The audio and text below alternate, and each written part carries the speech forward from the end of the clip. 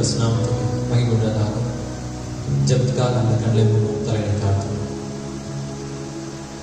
ஜெபத்துக்காக ஒருமைப்பட்டிருக்கதான இந்த வேலையில் தேவன் தாமே ஆராதனை பொறுப்பேற்றுக் கொள்ளும்படியாக, தேவன் ஆராதனை நடத்தும்படியாக, ஒரு பிரசனத்தை தேவன் நமக்கு கட்டளையிடும்படியாக, ஒரு பாட்டின் ஆவியை தேவன் நமக்கு தந்து உற்சாகத்தின் ஆவினாலே நம்மை நிரப்பும்படியாக, வார்த்தையை கேட்கிற ஒவ்வொருவரும் சந்தோஷத்தினாலும் சமாதானத்திலும் நிறைந்தவர்களாய் தேவ அன்போடு சந்தோஷத்தோடு சமாதானத்தோடு நிம்மதியோடு ஜீவிக்க தேவன் உதவி செய்யும்படியாக, தேவன் பெரிய காரியங்களை செய்யும்படியாக, நான் முதல் முடிவு வரை நம்முடைய கிருபை நம்மோடு நடத்த முடியாது. எல்லா காரியங்களும் தேவனுக்கு திரும்ப கொடுத்து ஏதோ கொண்டுவாக நமக்காக செய்யும். கிருபம் அன்பது நல்ல ஆண்டவரே, நிச்சயமாய் கர்த்தாவே, ஆசீர்வாதத்துக்கு குறிப்பிட்ட கர்த்தாவே, இந்த மாலை விளக்கம் நடிச்சிட்டு நாங்கள் ஜெபிக்கிறோம் கர்த்தாவே. எங்கே 2 அல்லது 3 பேர் ஞாபகத்தினால கூடி ஜெபிக்கிறாரோ அது வந்து ஏற்படுன்னு சொன்ன தேவன் கர்த்தாவே, நிச்சயமாய் கர்த்தாவே, இந்த மாலை வேலை கர்த்தாவே, அப்படியே கர்த்தாவே, பாடல் வேலை கர்த்தாவே, நீ மகிமைப்பட தயப்பா நடிச்சிட்டு நாங்கள் ஜெபிக்கிறோம் கர்த்தாவே. நிச்சயமாய் கர்த்தாவே, பேச போகிற சகோதரன் கூட கர்த்தாவே, நாங்கள் கத்தில் ஒப்பு நாங்கள் ஜெபிக்கிறோம் கர்த்தாவே. அப்படியே கர்த்தாவே, தீர்க்க திசையோடு இந்த தேவன் கர்த்தாவே, நிச்சயமாய் கர்த்தாவே, எங்கள் மகிமையோடு இருந்து கர்த்தாவே, அவரை மறைத்து கர்த்தாவே, நீ பேச போகிற தயப்பா நடிச்சிட்டு நாங்கள் ஜெபிக்கிறோம் கர்த்தாவே. நிச்சயமாய் கர்த்தாவே, அப்படியே கர்த்தாவே, எங்களுக்கு கொடுக்கப்பட்ட கர்த்தாவே, ஓட்டலை கர்த்தாவே, நாங்கள் நேர்த்தியாக ஓடி கர்த்தாவே, நாங்கள் முடிக்க கர்த்தாவே, கிருபை தரப்போகிற தயப்பா நடிச்சிட்டு நாங்கள் ஜெபிக்கிறோம் கர்த்தாவே. நிச்சயமாய் கர்த்தாவே, அந்த கொடுக்கப்பட்ட அடையாளத்திலே கர்த்தாவே, நாங்கள் கர்த்தாவே நேர்த்தியாக கர்த்தாவே, நின்று கர்த்தாவே, நீ கிருபை தரப்போகிற தயப்பா நடிச்சிட்டு நாங்கள் ஜெபிக்கிறோம் கர்த்தாவே. நிச்சயமாய் கர்த்தாவே, இந்த கொடிய காலத்திலே கர்த்தாவே, அப்படியே கர்த்தாவே, உன் ரத்தத்தை கொண்டு கர்த்தாவே, எங்களை மூடி கர்த்தாவே, நிச்சயமாய் கர்த்தாவே, நீ பாதுகாத்த தயப்பா நடிச்சிட்டு நாங்கள் ஜெபிக்கிறோம் கர்த்தாவே. இஸ்ரவேல் ஜனத்தை கர்த்தாவே, அப்படியே கர்த்தாவே, நீ பாதுகாத்த தேவன் கர்த்தாவே, இந்த கடைசி நாளிலே கூட கர்த்தாவே, நீ எங்களையும் பாதுகாத்து வர தயப்பா நடிச்சிட்டு நாங்கள் ஜெபிக்கிறோம் கர்த்தாவே. நிச்சயமாய் கர்த்தாவே, உன் வருகை இருக்கட்டும் கர்த்தாவே, அப்படியே கர்த்தாவே, நீ கொடுக்கப்பட்ட அந்த ஓட்டத்திலே கர்த்தாவே, நான் நேர்த்தியாக கர்த்தாவே ஓடி கர்த்தாவே, எங்கள் ஓட்டத்தை முடிக்க கர்த்தாவே, நிச்சயமாய் கர்த்தாவே, கர்த்தல ஒப்புத்து நாங்கள் ஜெபிக்கிறோம் கர்த்தாவே. எல்லாவற்றையும் கர்த்தல ஒப்புத்து ஜெபிக்கிறோம். துதிக்கான மகிமை உனக்கே செலுத்துகிறோம். எல்லாவற்றையும் கர்த்தராக இயேசு கிறிஸ்துவின் நாமத்தில் ஜெபிக்கிறோம். ஜீவன் நல்ல தகப்பனே. மகிமை மாற்றி நிறைந்தவரே, மகளுடன் பொழுதுவோம் பாடுகிறோம்.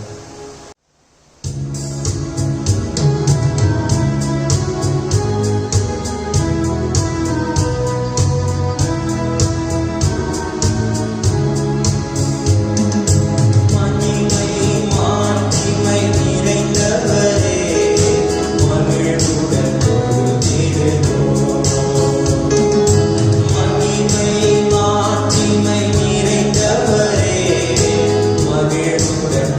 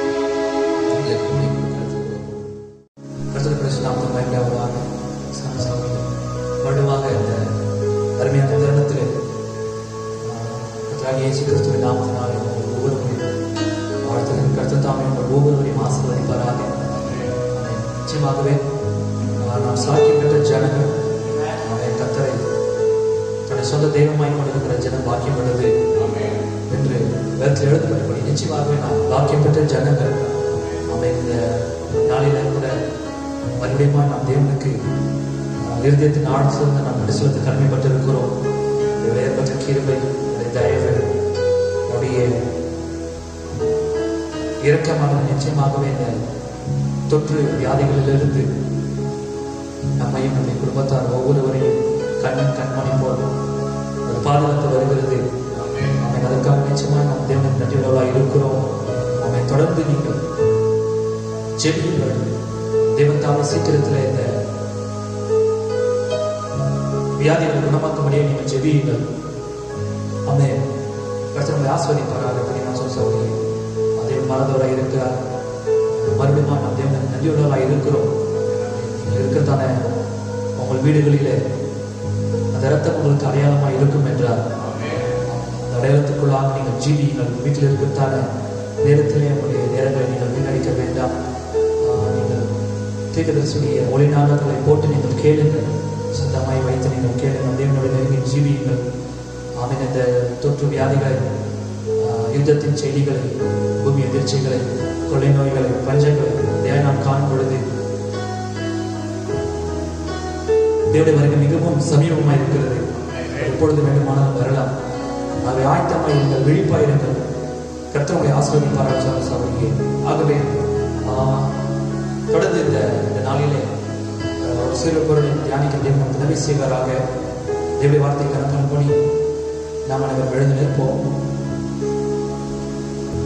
2 வேத பகுதிகளை வாசிக்க விரும்புகிறேன். முதலாவதாக போன வாரத்தின் செய்தியை நாம் அப்படியே தொடரப் போவதினால் 1 பேதுரு 1 அதிகாரம் 17வது வசனத்தை நான் வாசிக்க விரும்புகிறேன். 1 பேதுரு 1 அதிகாரம் 17வது வசனம். அன்றியும் பட்சபாதம் இல்லாமல் அவன் அவனுடைய கிரியைகளின்படி நியாயத்திருக்கிறவரை நீங்கள் பிதாவாக தொழுது கொண்டு வருகிறபடியால் இங்கே பரதேசிகளாய் சஞ்சரிக்கும் அளவும் பயத்துடனே நடந்து கொள்ளுங்கள். ஆமென். இன்னொரு வேறு பகுதிக்காக, இன்னொரு வேதவாசிப்பிற்காக ஆதியாகமம் 22 அதிகாரம் 8 வசனத்துக்கு எடுத்திருப்போம். ஆதியாகமம் 22 8வது வசனம். அதற்கு ஆபிரகாம், என் மகனே, தேவன் தமக்கு தகன பலிக்கான ஆட்டுக்குட்டியை பார்த்துக் கொள்வார் என்றார். மறுபடியும் கவனிங்கள். அதற்கு ஆபிரகாம், என் மகனே, தேவன் தமக்கு தகன பலிக்கான ஆட்டுக்குட்டியை பார்த்துக் கொள்வார் என்றார். ஆமென். கர்த்தர் தம்மை இந்த வேதங்களை ஆஸ்வதிப்பாராக. ஜெபிப்போம். கல்லைமுகத்தலை தாழ்த்துவோம். ஒரு சிறு ஜெபத்தை எடுப்போம். மார்க்கமுள்ள இந்த தேவனாகிய கர்த்தாவே, நிலத்தின் பரலோக பிதாவே, இரக்கம் உள்ளவரே, இரக்கத்தில் ஐஸ்வர்யம் உள்ளவரே, சதா காலங்களிலும் உயிரோடு இருக்கிறவரே, நீதியின் சூரியனே, நீதியின் செம்மையுமானவரே, பட்சக்கிரக்கணியை பட்சபாதம் இல்லாதவரே, ஜீவனுள்ள தேவனின் ஜீவ தயாபரவே, ஜீவன்களில் வெள்ளனானவரை ஸ்தோத்திரிக்கிறோம். உலக தோற்றத்துக்கு முன்பாக அளிக்கப்பட்ட ஆட்டுக்குட்டியின் ஜீவ புஸ்தகத்தில் என்னுடைய பேரில் எழுதினவரே, உமக்கு நன்றி ராஜா. கர்த்தாவே, ஆசீர்வதிக்கப்பட்ட இந்த மனமகிழ்ச்சியான தருணத்திலே இதோ இந்த தலைகளை தாழ்த்தி இருதயத்தின் ஆழத்திலிருந்து உமக்கு நாங்கள் நன்றி செலுத்துகிறோம்.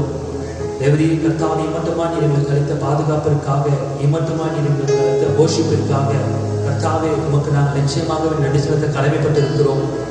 தேவரீ கர்த்தாவே, என்னுடைய வீடு, என்னுடைய வாசஸ்தலங்கள் இவர்கள் பாதுகாப்பாக இருப்பதற்காக உமக்கு நன்றி கர்த்தாவே. இயேசுவே, அதே சமயத்திலே இப்பொழுது நாங்கள் தலைகளை தாழ்த்திருக்கிறதான நேரத்தில் நாங்கள் தேவனோடு தொடர்ந்து நடக்க விரும்புகிறோம். ராஜாவின் பெரும்பாதையிலே நடக்க விரும்புகிறோம். கர்த்தாவே, ஒருவேளை கர்த்தாவே நாங்கள் எங்கள் சுய புத்தியின் மேல் சார்ந்தவர்களாக ஒருவேளை நாங்கள் இருப்போமானால் தேவரீ கர்த்தாவே, நீர் தாமே நாங்கள் நடக்க வேண்டிய வழியை நீர் எங்களுக்கு காண்பிக்கும்படியாக ஜெபிக்கிறோம். கர்த்தாவே, ஏனோக்கை போல எங்களுடைய வழியை நாங்கள் மாற்றிக்கொள்ளட்டும். எங்களுடைய வழக்கமான வழியிலிருந்து தேவனுடைய வழிக்கு நாங்கள் வரட்டும். கர்த்தாவே, இந்த ராஜாவின் பெரும்பாதைக்கு அந்த பரிசுத்த வழியிலே நாங்கள் நடக்க உதவி செய்வீராக. இதோ வாசிக்கப்பட்ட வேத பகுதியோடு 20 ஆசீர்வாதங்களை கூட்டும்படியாக நாங்கள் மனத்தாழ்மையை ஜெபிக்கிறோம். கர்த்தாவே, இவ்வேத வசனங்களிலிருந்து நாங்கள் எங்களுக்கான நித்திய ஜீவனை பெற்றுக்கொள்ளட்டும். தேவரீர் கர்த்தாவே, வெளிப்பாட்டினால் எங்களுடைய இருதயங்களை நிரப்பி அருளும்.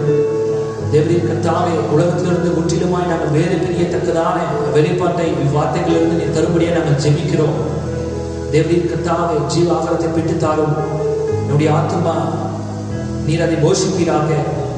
ஏதோ உச்சிதமான கோதுமையினாலும் கண்மலை தேனினாலும் திருப்தியாக்குவேன் என்று தாவீது எழுதினானே, நீர் சொன்ன வண்ணமாக நீர் அப்படியா என்னுடைய ஆத்துமாவை நீர் போஷிக்கும்படியா நாங்கள் ஜெபிக்கிறோம். கர்த்தாவே, இந்த வேத வாக்கியங்களை நீர் பேசும் பொழுது எங்களுக்கான விசுவாசத்தை, கர்த்தாவே எங்களுக்கான மன திரும்புதலை, தேவரின் கர்த்தாவே எங்களுக்கான உணர்த்துதலை நாங்கள் பெற்றுக்கொள்ள நீர் உதவி செய்வீராக. கர்த்தாவே, நீர் பேசும் பொழுது உடைய வார்த்தைகள் எங்கள் காதில் நுழைந்து இன்னொரு காலத்தில் போய் விடாதபடிக்கு, ஒருவேளை அதை எங்கள் தலைக்கு மேல் போகாதபடிக்கு, தேவரின் கர்த்தாவே நல்ல நிலமாகிய இருதயத்திலே இவ்வார்த்தைகள் விழுந்து நிறுத்தனியாய் அது பலன் கொடுக்க பரிசுத்தாவினவரை உதவி செய்யும்படியா நாங்கள் ஜெபிக்கிறோம். கர்த்தாவே, இந்த மாலை நேரத்தில் வைக்கிறவ இருக்கட்டும், தொடர் நடத்தும் கர்த்தாவே. இவ்வாரதனையை நீர் ஆசீர்வதித்து இந்த ஆராதனை மூலமாய் நீர் மகிழ்ப்படும்படியா நாங்கள் ஜெபிக்கிறோம். முற்றிலும் நடத்துவீராக. கர்த்தாவே, ஒவ்வொருவரையும் இதை கேட்கிற ஒவ்வொருவரையும் பரிசுத்தாவினால் அபிஷேகித்து விசேஷ விதமாக பேசுகிற உதவிகளை விருத்த சேதம் செய்து தேவரின் கர்த்தாவே இந்த கருவியை பயன்படுத்தும்படியாக இதை ஜெபிக்கிறேன். முடிவு மட்டும் நடத்தும். உங்களை அறிந்தபடி கர்த்தராகிய இயேசு கிறிஸ்துவின் நாமத்தில் மனத்தாழ்மையை வேண்டுகிறோம் ஜீவனுள்ள தகப்பனே. ஆமென், ஆமென், ஆமென். கர்த்தர் கர்த்தரை ஆசீர்வதிப்பார். கர்த்தர் பரிசுத்தமானவருக்கு பயன்படுவாராக. ஆகவே நாம் தேவனோடு நடக்கும்படிக்கு அழைக்கப்பட்டிருக்கிறோம். We are called to walk with God. தேவனோடு நடக்கும்படிக்கு நாம் அழைக்கப்பட்டிருக்கிறோம். ஆகவே ஏனோக்கு ராஜாவின் பெருப்பாதையில் அவன் நடந்தான். ஏனோக்கு ராஜாவின் பெருப்பாதையிலே இந்த பரிசுத்த வழியிலே அவன் நடந்தான். ஹல்லேலூயா. அது எப்பேற்பட்ட ஒரு தருணம். அது சபை கூட அப்படியாக இந்த கடைசி காலத்தில் ராஜாவின் பெரும்பாதையை நடக்கும்படிக்கு அழைக்கப்பட்டிருக்கிறது. நாம் நம்முடைய வழியை மாற்ற வேண்டியவர்களாக இருக்கிறோம். ஆமென். நாம் நம்முடைய வழியை மாற்ற வேண்டியவர்களாக இருக்கிறோம். ஆகவே நாம் நம்முடைய சொந்த வழியிலே நடக்க முடியாது. ஏனென்றால் பரலோகம் நம்முடையதல்ல, பரலோகம் தேவனுடையது. ஆகவே நாம் ஒவ்வொருவரும், நீங்கள் ஒவ்வொருவரும் உங்கள் வீடுகளுக்கு செல்வதற்கு பிரத்யேக வழியை உடையவர்களாக இருக்கிறது போல, ஆமே, உங்கள் ஒவ்வொருவரும் ஒவ்வொருடைய வீடுகளுக்கும் தனித்தனியான பிரத்யேக வழி இருக்கிறது போல பரலோகத்துக்கு செல்வதற்கும் ஒரு பிரத்யேக வழி உண்டு. ஆமே. உங்கள் வீட்டுக்கு செல்வதற்கான வழியிலே நீங்கள் சென்றால்தான் உங்கள் வீட்டுக்கு நீங்கள் செல்ல முடியும். தேவனுடைய வீட்டுக்கு செல்வதற்கான வழியில நீங்கள் சென்றால்தான் நீங்கள் தேவனுடைய வீட்டுக்கு செல்ல முடியும். ஆகவே தேவன் வகுத்த வழியிலே நாம் செல்ல வேண்டியவர்களாக இருக்கிறோம். ஆகவே அந்த நாளிலே, ஒரு அருமையான நாளிலே, ஆபிரகாம் தன்னுடைய ஈசாக்கை, ஒரே பேரான குமாரனை ஈசாக்கை அவன் கொண்டு சென்று மோரியா தேசத்தில் இந்த மலை மீது அவன் பலி செலுத்த துவங்கிய பொழுது, ஆமே, அங்கே ஈசாக்கு கேட்டான். பலிக்காக தன்னுடைய மகனை பலி செலுத்த அவன் செல்லும் பொழுது அதை குறித்து ஒன்றுமே அறியாத ஈசாக்கு தன்னுடைய தகப்பனை நோக்கி கேட்டான், தகப்பனே, பலிக்கான ஆடு எங்கே என்று கேட்டான். அதுக்கு ஆபிரகாம் சொன்னான், தகன பலிக்கான ஆட்டுக்குட்டியை கர்த்தர் பார்த்துக் கொள்வார். யெகோவா ஈரே, ஜெகோவா ஜீரே கர்த்தருடைய பர்வதத்திலே பார்த்துக் கொள்ளப்படும். ஆகவே பெரியமான் சகோதரியே, நிச்சயமாகவே தேவன் தான் எல்லாவற்றையும் பார்த்து கொள்ள வேண்டியவராக இருக்கிறார். நம்முடைய பலமும் அல்ல, நம்முடைய பராக்கிரமம் அல்ல, பரிசுத்த ஆவியினாலே எல்லாம் ஆகும் என்று எழுதப்பட்டிருக்கிறது. பெரியமான் சகோதரியே, ஆகவே தேவன் ஆபிரகாமை அழைத்தார். தேவன் அவருடைய கிருபையினாலே ஆபிரகாமை அழைத்தார். ஆபிரகாம் அவன் நல்லவன் என்பதற்காக ஆபிரகாமை தேவன் அழைக்கவில்லை. ஆபிரகாமை தேவன் தெரிந்து கொண்டார். அது அவருடைய ராஜாதிபத்திய கிருபை. தேவன் ஆபிரகாமை தெரிந்து கொண்ட காரணத்தினால்தான் ஆபிரகாம் வைராக்கியமாய் அவன் ஜீவித்தான். ஹல்லேலூயா. தேவன் ஆபிரகாமை அழைத்தது உண்டானால் தேவன் தான் எல்லாவற்றையும் பார்த்துக் கொள்ள வேண்டும். ஏனென்றால் தேவன் தான் ஆபிரகாமை தெரிந்து கொண்டார். ஏனென்றால் தேவன் தான் ஆபிரகாமை அழைத்தார். ஆகவே பெரியமான் சகோதரியே, இப்பொழுது தீர்க்கதரிசி சொல்லுகிற பொழுது, you see, when you say you believe anything, when you say you believe anything, நான் ஒன்றை விசுவாசிக்கிறேன் என்று நீங்கள் சொல்லும் பொழுது, then you have got to put it in action. நீங்கள் அதை செயல்பாட்டிலே வைக்க வேண்டும்.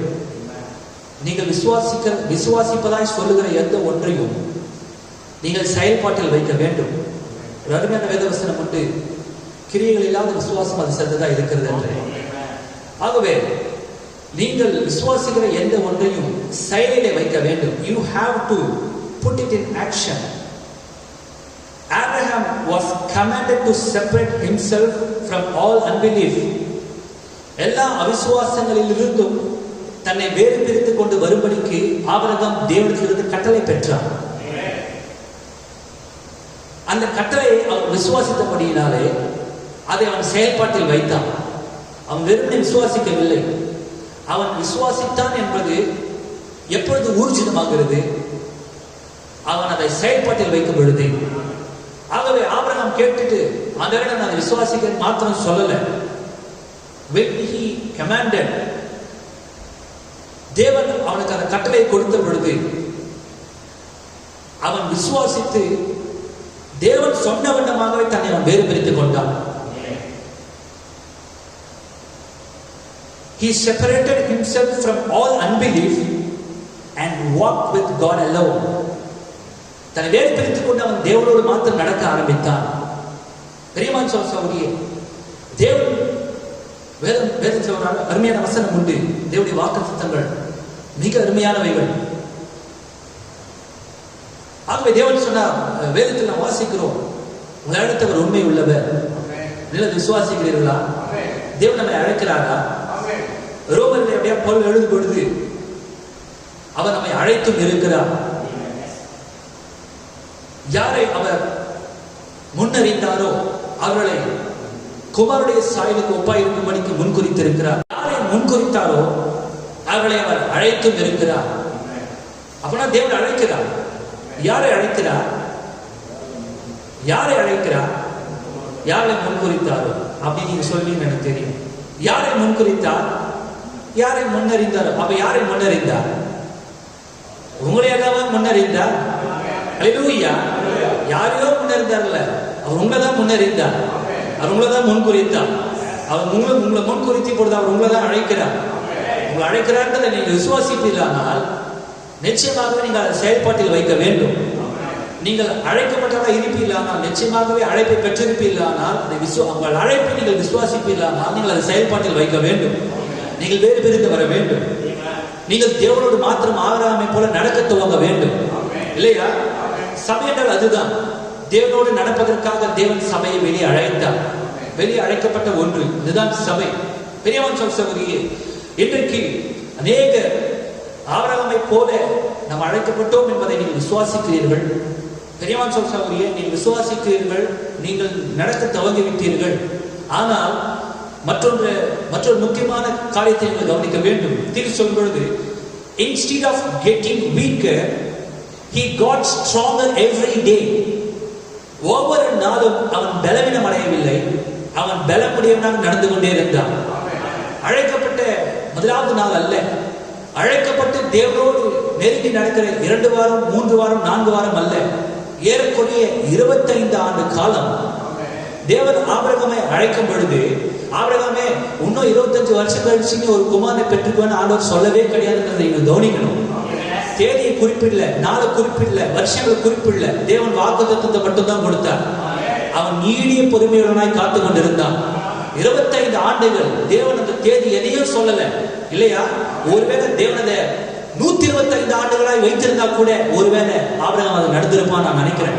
அல்லேலூயா. பெரியவன் ஒவ்வொரு நாளும் தீர்க்கதரிசி சொல்றார், instead of getting weaker, he got stronger every day. ஒவ்வொரு நாளும் பலன் கொண்டு அவன் முன்னேறினான்.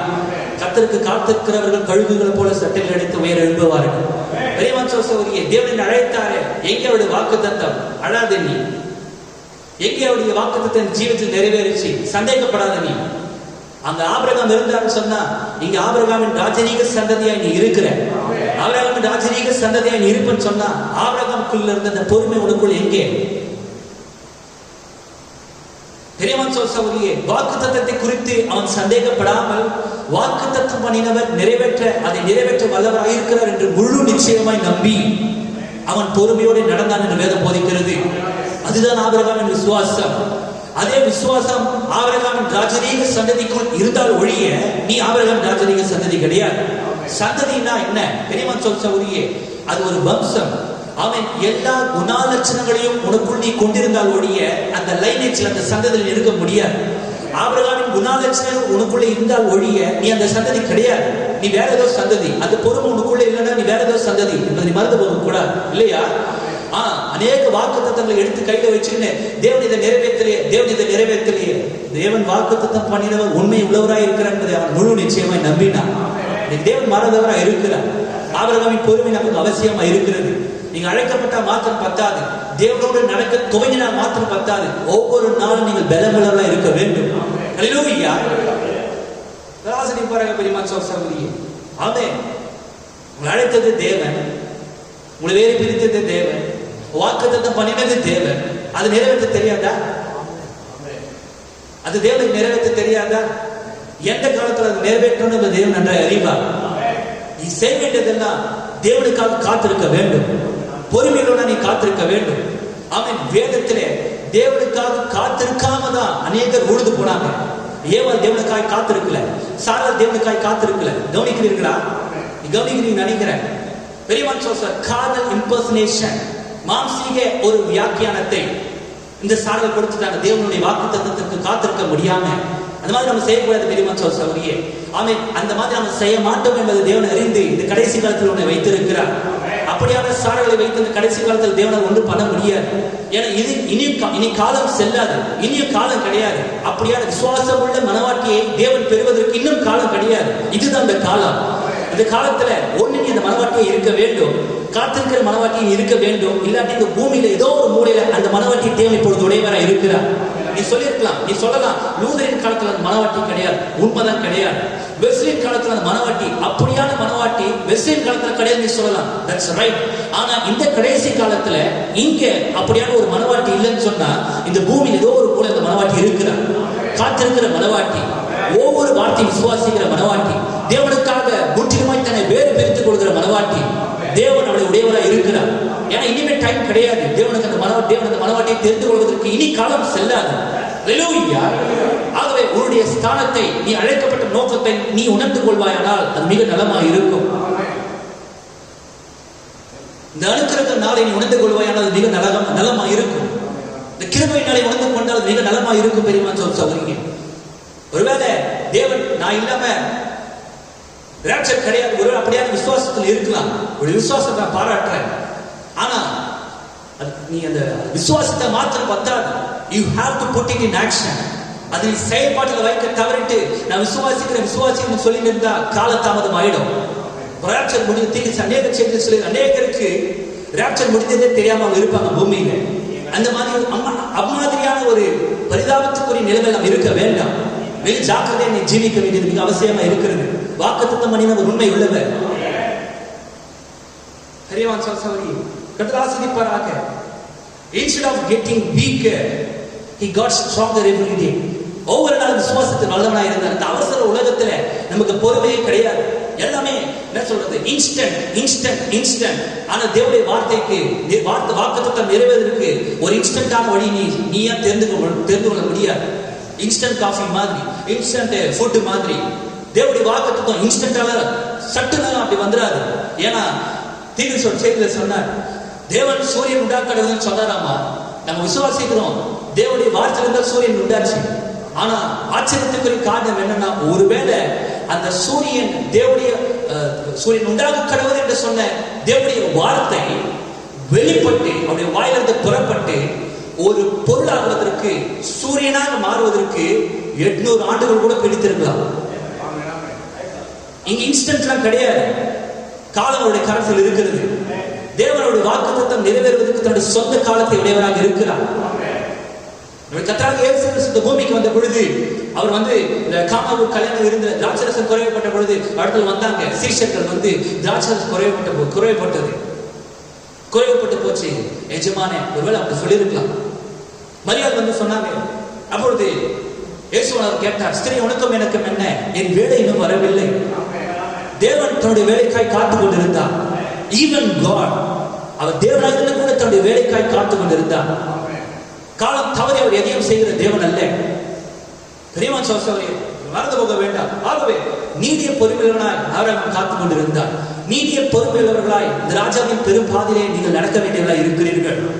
ஆகவே எப்படியாய் உங்க வீட்டுக்கு நீங்கள் பிரத்யேகமான வழியை உடையவர்களாய் இருக்கிறீர்களோ, அம்மாதிரியே தேவனும் கூட தன்னுடைய வீட்டுக்கு செல்வதற்கு, தன்னுடைய வீட்டிற்கு வருவதற்கு, நாம் போய் சேர்வதற்கு பிரத்யேக வழியை உடையவராய் இருக்கிறார். சொல்லும் பொழுது, see, there is only two ways of anything. எந்த ஒரு காரியத்திற்கும் இரண்டே வழிகள் தான் உண்டு.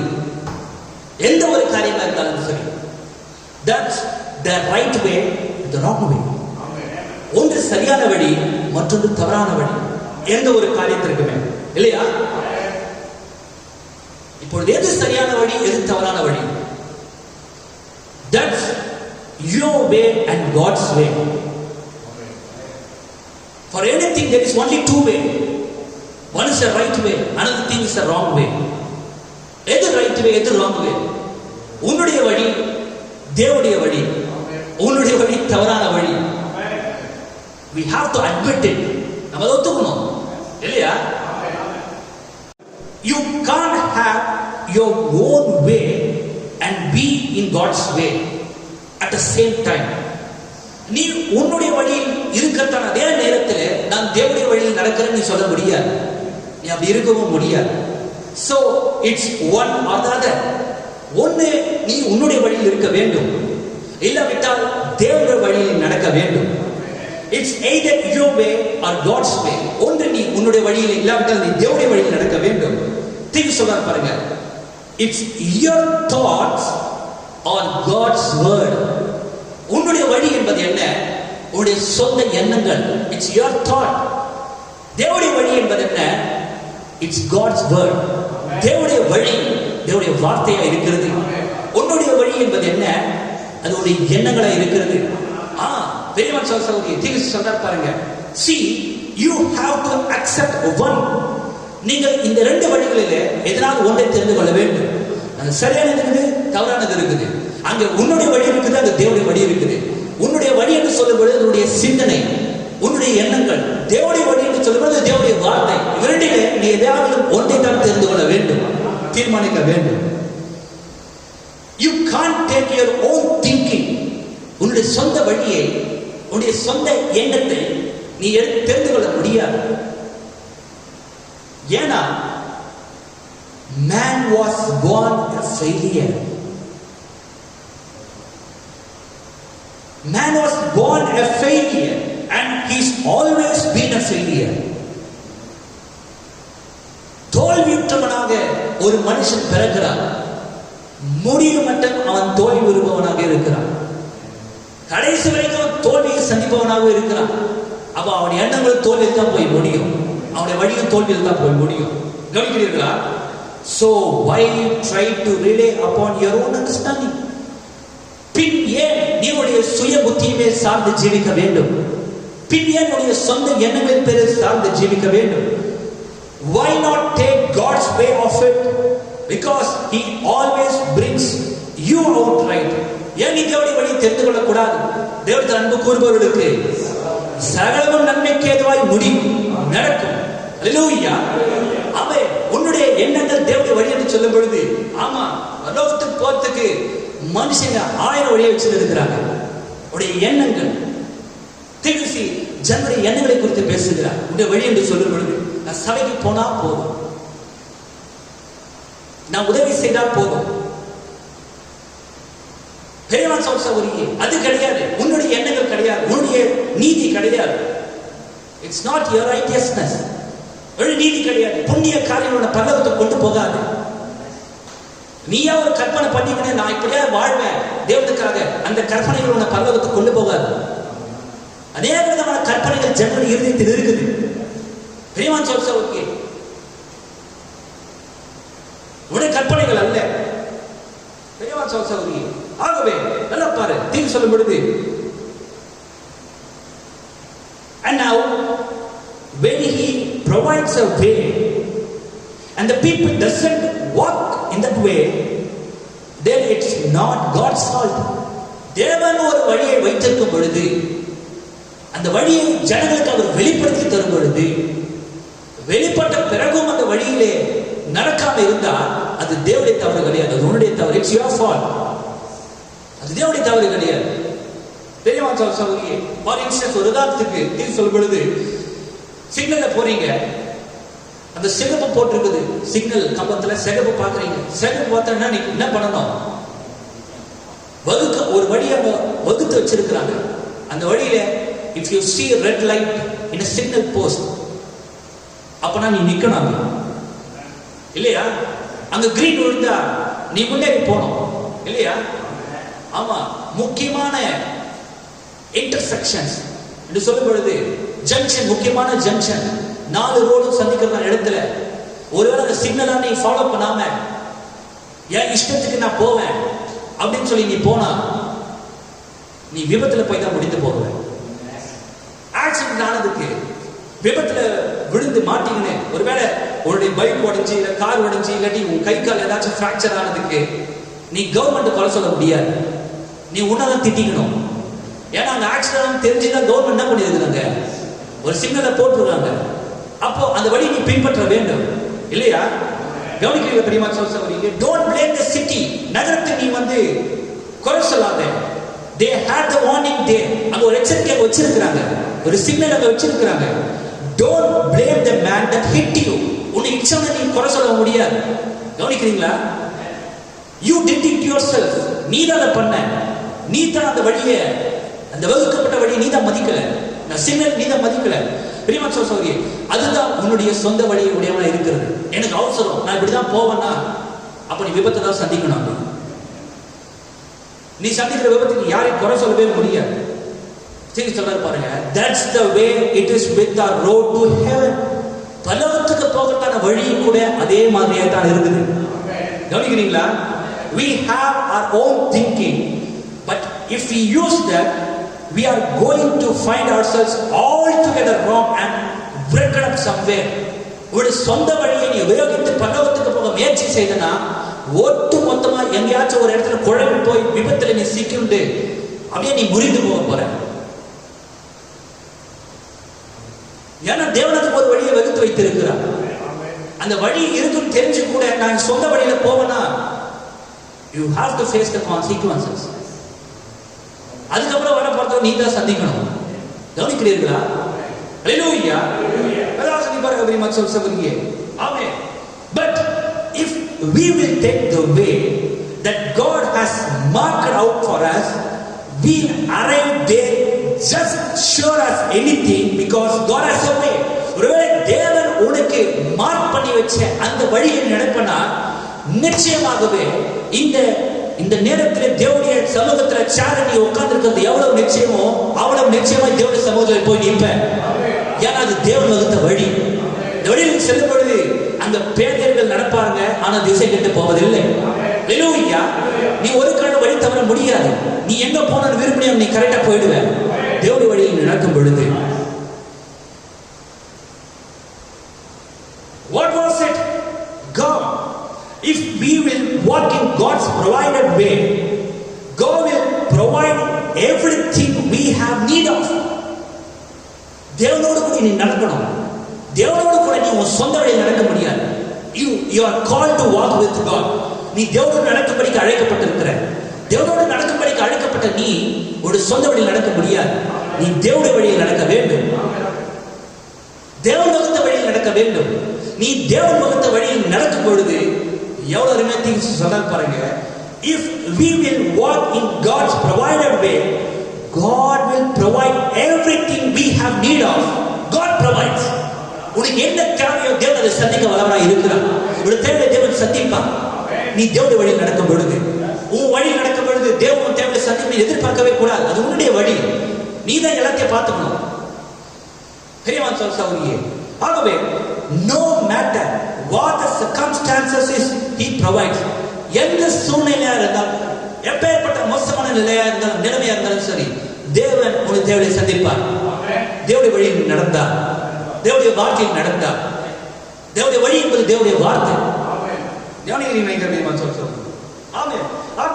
தேவனுடைய வழி நமக்கு தெரியும். தேவன் இயற்கைக்கு உட்பட்டவர் அல்ல, அவர் இயற்கைக்கு மேம்பட்டவர். ஹல்லேலூயா. விசுவாசிக்கிறீர்களா? இயற்கையான தேவன் அல்ல. Our God is a supernatural God. இயற்கைக்கு மேம்பட்ட தேவன் அவர்.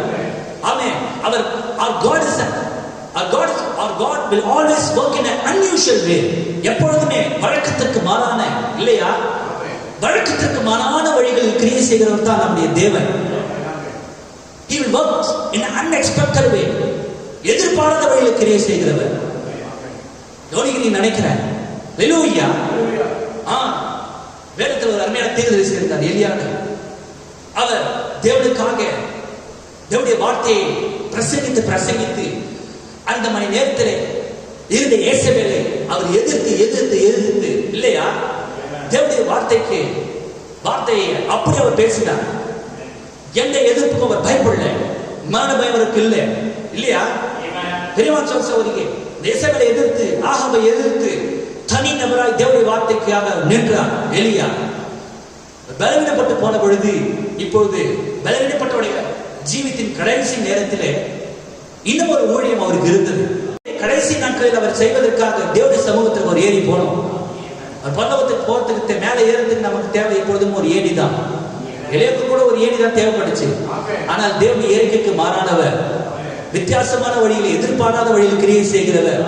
தேவன் மேலே ஏணியை போடல, அவர் அக்னிமயமான குதிரைகள் இடங்களை அனுப்பினார். அதுதான் தேவனால் வகுக்கப்பட்ட வழி, அதுதான் தேவனுடைய வழி. கவனிக்கிறீர்களா? என்னோட இருக்கிறீர்களா? பெரியமா சகோதரி, ஆமென். God had a provided way of taking his old tired prophet out of it. மோசே கவனிங்கள் பெரியமா சகோதரி. மோசேயின் காலத்தில் மோசே மரித்து போன பொழுது, இப்பொழுது யோசுவா ஜனங்களை வழிநடத்திக் கொண்டிருந்தான். அவங்களுக்கு முன்னாடி யோர்தான் வந்துச்சு. அந்த யோர்தான் கவனிக்க பெரியமா சகோதரி, கரைபுரண்டு வெள்ளம் ஓடுது. உண்மையிலே அந்த ஆத்தங்க கடந்து போனா அவங்களுக்கு தேவை ஒரு பிரிட்ஜ் தான். ஆனால் தேவன் இயற்கைக்கு மேம்பட்ட தேவனா இருக்கிறார். அவருடைய வழியை நீங்க கவனிங்க, இல்லையா? அவருடைய வழி வித்தியாசமான வழி. மனுஷன் உண்டாக்குற வழி தான் பிரிட்ஜ். ஆனால் தேவன் யோர்தான் அவங்களுக்காக ரெண்டாയി பிளந்தார்.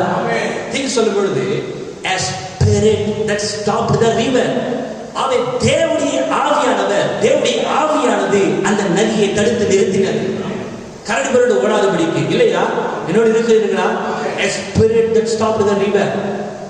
அவர்கள் கடந்து போனார்கள். இயற்கைக்கு மாறானது தேவனுடைய வழி. ஆமென். மனுஷன் சிந்தைக்கு அப்பாற்பட்டது தேவனுடைய வழி. ஆமென். நீ உன்னுடைய சிந்தையே யோசித்திருந்தனா தேவனுடைய வழி நீ தவற விட்டுடுவ.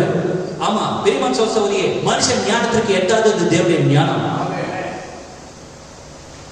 இந்த பூமி முழுவதும் பாவத்தில் விழுந்து போன பொழுது இந்த பூமியையும் நம்மை மீட்பதற்கு நிச்சயமாக ஒரு ரட்சகர் தேவை, ஒரு மீட்பர் அவசியமா இருந்தது. ஆமென். இந்த பூமியை மீட்பதற்கு தேவன், ஆமென், வெள்ளியையும் பொன்னையும் அவர் தரவில்லை. ஆமென். வேதத்தில் எழுதப்பட்டிருக்கிறது, அழிவுள்ள வஸ்துக்களாகிய வெள்ளியினாலும் பொன்னினாலும் நீங்கள் மீட்கப்படாமல் குற்றமற்ற மாசற்ற ஆட்டுக்குட்டியின் விலையேறப்பட்ட ரத்தத்தினால நீங்கள் மீட்கப்பட்டீர்கள். ஆகவே நம்மை மீட்பதற்கு தேவன் ஒரு வழியை உடையவராய் இருந்தார். அந்த வழி என்பது என்ன? தன்னுடைய சொந்த குமாரனை அவர் இந்த பூமிக்கு அனுப்பினார். தேவன் சர்வ வல்லமையுள்ள தேவன் மாம்சத்தில் வெளிப்பட்டார். ஹல்லேலூயா. ஆமென். பெரியமா சகோதரியே, அவர் மாம்சத்தில் வெளிப்பட்டு தன்னைத்தானே தியாகமாக ஜீவபலியாக ஒப்பு கொடுத்தார். He was to stand between the sinner and the punishment that God had put upon him. தேவன் மனுஷன் மீது வைத்த நியாய தீர்ப்புக்கும் தேவனுக்கும் இடையே அவர் நின்றார். அந்த இடைவெளியில் அவர் நின்றார். ஆமென். மனுஷனுக்கும் தேவனுக்கும் இடையே ஆமென் நிற்கத்தக்கதான ஒரு வழியை தேவன் உடையவராய் இருந்தார். ஒரு மத்தியஸ்தரை தேவன் அனுப்பினார். ஆமென். அது தேவனால் வகுக்கப்பட்ட வழி. அந்த நியாய தீர்ப்பிலிருந்து ஆதாமை தேவன் நியாயம் தீர்த்தார். இதை புசிக்கும் நாளில் நீ சாகவே சாவாய். ஜீவ வெளிச்சத்தை ஏற்றுக்கொள்வதற்கு பதிலாக ஆதாம் நியாய தீர்ப்பை ஏற்றுக்கொண்டான். அவன் மரிக்க துவங்கினான், இல்லையா? அவன் மரித்து போனான். ஒட்டுமொத்த மனுஷ வர்க்கமே மரித்து மரணத்தை நோக்கி போய் கொண்டிருக்கும் பொழுது தேவன் அல்லவா ஒரு மீட்பரை அனுப்பினார். எந்த மனுஷன் மீட்பரை ஏற்படுத்தினார்? எந்த ஸ்தாபனம் மீட்பரை கொண்டு வந்தது? தேவன் அல்லவா ஒரு மீட்பரை கொண்டு வந்தார். God sent us a savior. ஒரு ரட்சகரை தேவன் அனுப்பினார். தேவன் சொந்த தேவனுடைய வழியிலே, அதுதான் தேவனுடைய வழி, இல்லையா? என்னோட இருக்கிற பெரியமா சகோதரியே, ஆமென். ஆகவே மரணத்துக்கும்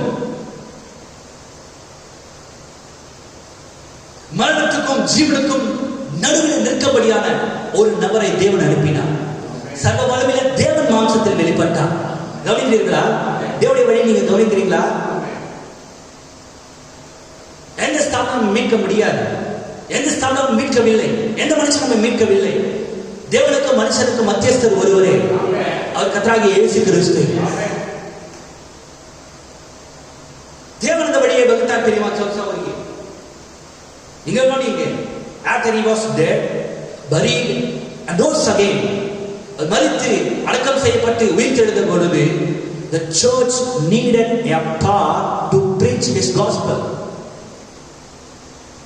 அவருடைய சுவிசேஷத்தை பிரசங்கிப்பதற்கு சபைக்கு பொழுது வல்லமை தேவைப்பட்டது, பலம் தேவைப்பட்டது, இல்லையா?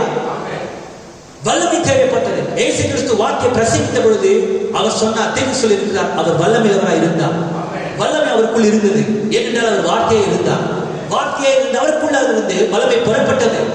அந்த சுவிசேஷத்தை சீஷர்கள் பிரசங்கிக்க வேண்டும் என்றால் அவருக்கு வல்லமை தேவை. The church needed a power. அந்த வல்லமையை தேவன் எப்படி அளிக்கிறார்? No, he did not give them an education. கல்வியை தேவன் சபைக்கு அளிக்கவில்லை. சீஷர்களுக்கு தேவன் கல்வியை அளிக்கவில்லை. கவனிக்கிறீர்களா? அவங்களுக்கு பாடம் கற்றுக் கொடுத்தார் ஆண்டவர். சீஷர்கள் வல்லமை பெறுவதற்கு, பிரசங்கிப்பதற்கான வல்லமை பெறுவதற்கு he did not give an education. He did not build them a school. ஒரு பள்ளியை தேவன் கட்டவில்லை. He did not form them an organization. ஒரு நிறுவனத்தை தேவன் உருவாக்கவில்லை. இயேசு கிறிஸ்து மரித்து அடக்கம் பண்ணப்பட்டு உயிர்த்தெழுந்த பிற்பாடு மேல போயிட்டார். மகிமைப்பட்டவர் மேல போயிட்டார். நல்லா கவனிக்கிறீங்களா? இப்பொழுது பூமியில விடப்பட்ட வீணை விடப்பட்டது யாரு? அவருடைய சபை மாத்திரமே. அவரை போலவே அவருடைய சபை பொறுத்து சுவிசேஷத்தை பிரசங்கிக்க வேண்டும். அவரை போலவே அவருடைய சபை கிரியையுள்ளதா இருக்க வேண்டும். அவர் செய்த கிரியைகளை சபையும் செய்ய வேண்டும். அதே வல்லமையை சபை பெற்றிருக்க வேண்டும். அந்த வல்லமையை சபை கழிப்பதற்கு தேவன் பள்ளி கொடுத்த கட்டளை, கல்வி பாடத்தை சொல்லி தரல. இப்படிலாம் நீங்க பண்ணணும் ஃபார்முலா மாதிரி அவர் எதையும் போட்டு தரல. ஒரு நிறுவனத்தை அவர் உருவாக்கல. கவனிக்கிறீர்களா? என்ன பண்ணார் பாருங்க. தேவனுடைய சொந்த வழியை உடையவராக இருக்கிறார். இன்னைக்கு ஜனங்களுக்கு சுவிசேஷத்தை பிரசங்கிப்பதற்கு மக்கள் தங்களுக்கு ஏற்படுத்திக் கொண்ட வழி என்ன? Bible college. சீஷர்கள் எந்த பைபிள் காலேஜுக்கு போனாங்க? பெரியமா சகோதரி, சபை எந்த பைபிள் காலேஜுக்கு போனது? ஆதி சபை, நம்முடைய முற்பிதாக்கள். பேர் எந்த பைபிள் காலேஜுக்கு போனார்? எந்த பைபிள் காலேஜுக்கு அது போல? அது மனுஷன் தனக்கு ஏற்படுத்திக் கொண்ட வழி. தேவனுடைய வழி என்ன தெரியுமா? பெந்தேகோஸ்தே நாளில் பரிசுத்த ஆவியை தேவன் நமக்கு அனுப்பினார். அக்கினிமயமான நாவுகளாக பரிசுத்தானவர் மீது வந்து அமர்ந்தார். அவர் அந்நிய பாஷைகளை பேச துவங்கினார்கள். அவருக்குள் இருந்த அதே கிரியைகள் சீஷர்களுக்குள்ளாக வந்து இறங்கினது. தேவன் வித்தியாசமான தேவன். அவன் மனுஷ சிந்தைக்கு மாறான தேவன். மாறாக தேவனுடைய வழியை உடையவராக இருக்கிறார். அதுதான் தேவனுடைய வழி. அதுதான் தேவனுடைய வழி என்பது உனக்கு வெளிப்படுமானால் நீ தேவனுடைய வழியில் நடக்க வேண்டும். உன்னுடைய வழி விட்டுவிட வேண்டும். வேத போது எந்த மனுஷனை பொய்யன் கர்த்தர் ஒருவரே சத்தியமர. அந்த வழி எவ்வளவு அழகா இருந்தாலும் சரி, அந்த வழி எவ்வளவு கோட்டு சுட்டு போட்டு மினுப்பினுப்பா இருந்தாலும் சரி, அது எவ்வளவு பளபளப்பா இருந்தாலும் சரி, பெரியமா சகோதரி, அது மனுஷனுடைய வழி என்று நீ அறியும் பொழுது, தேவன் ஒரு வழியை உடையவராய் இருக்கிறார் என்பதை நீ புரிந்து கொள்ளும் பொழுது தேவனுடைய வழிக்கு நீ உன்னை மாற்றிக்கொள்ள வேண்டும்.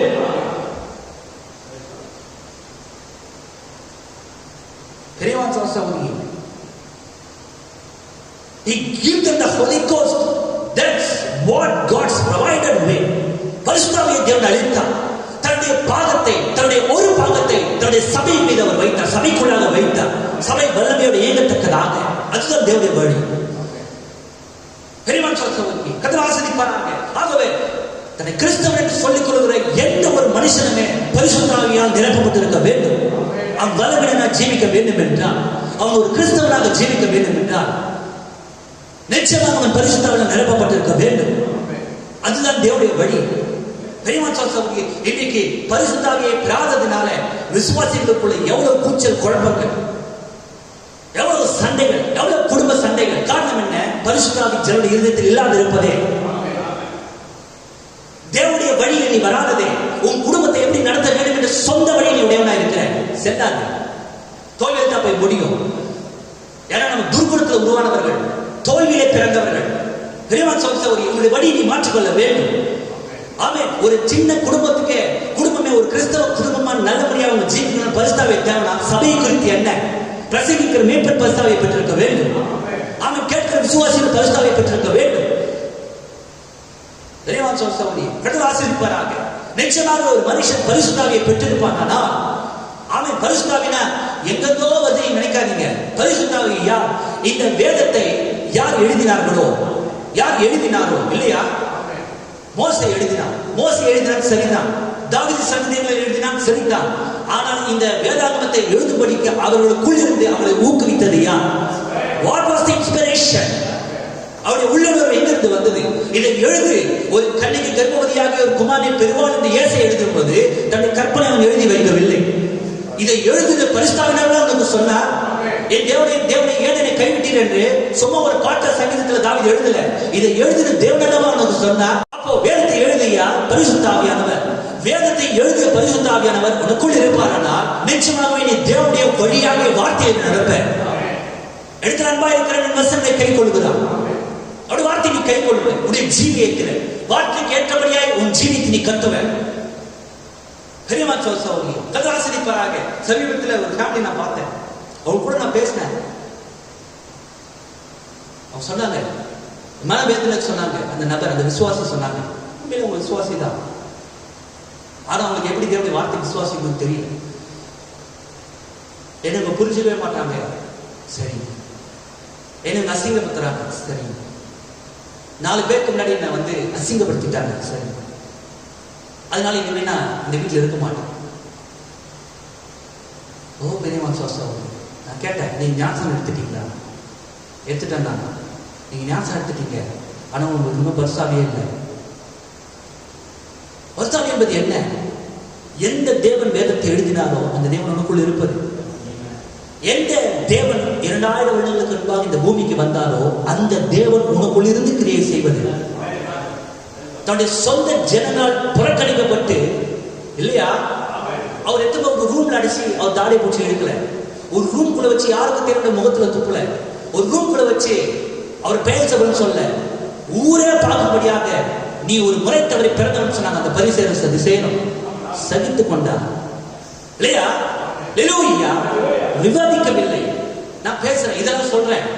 சிஸ்டர், பிரதர், கர்த்தராகிய இயேசு கிறிஸ்துவை உங்க இடத்துல நீங்க வைங்க. உங்க இடத்துல இருந்தா என்ன பண்ணிருப்பார் தெரியுமா?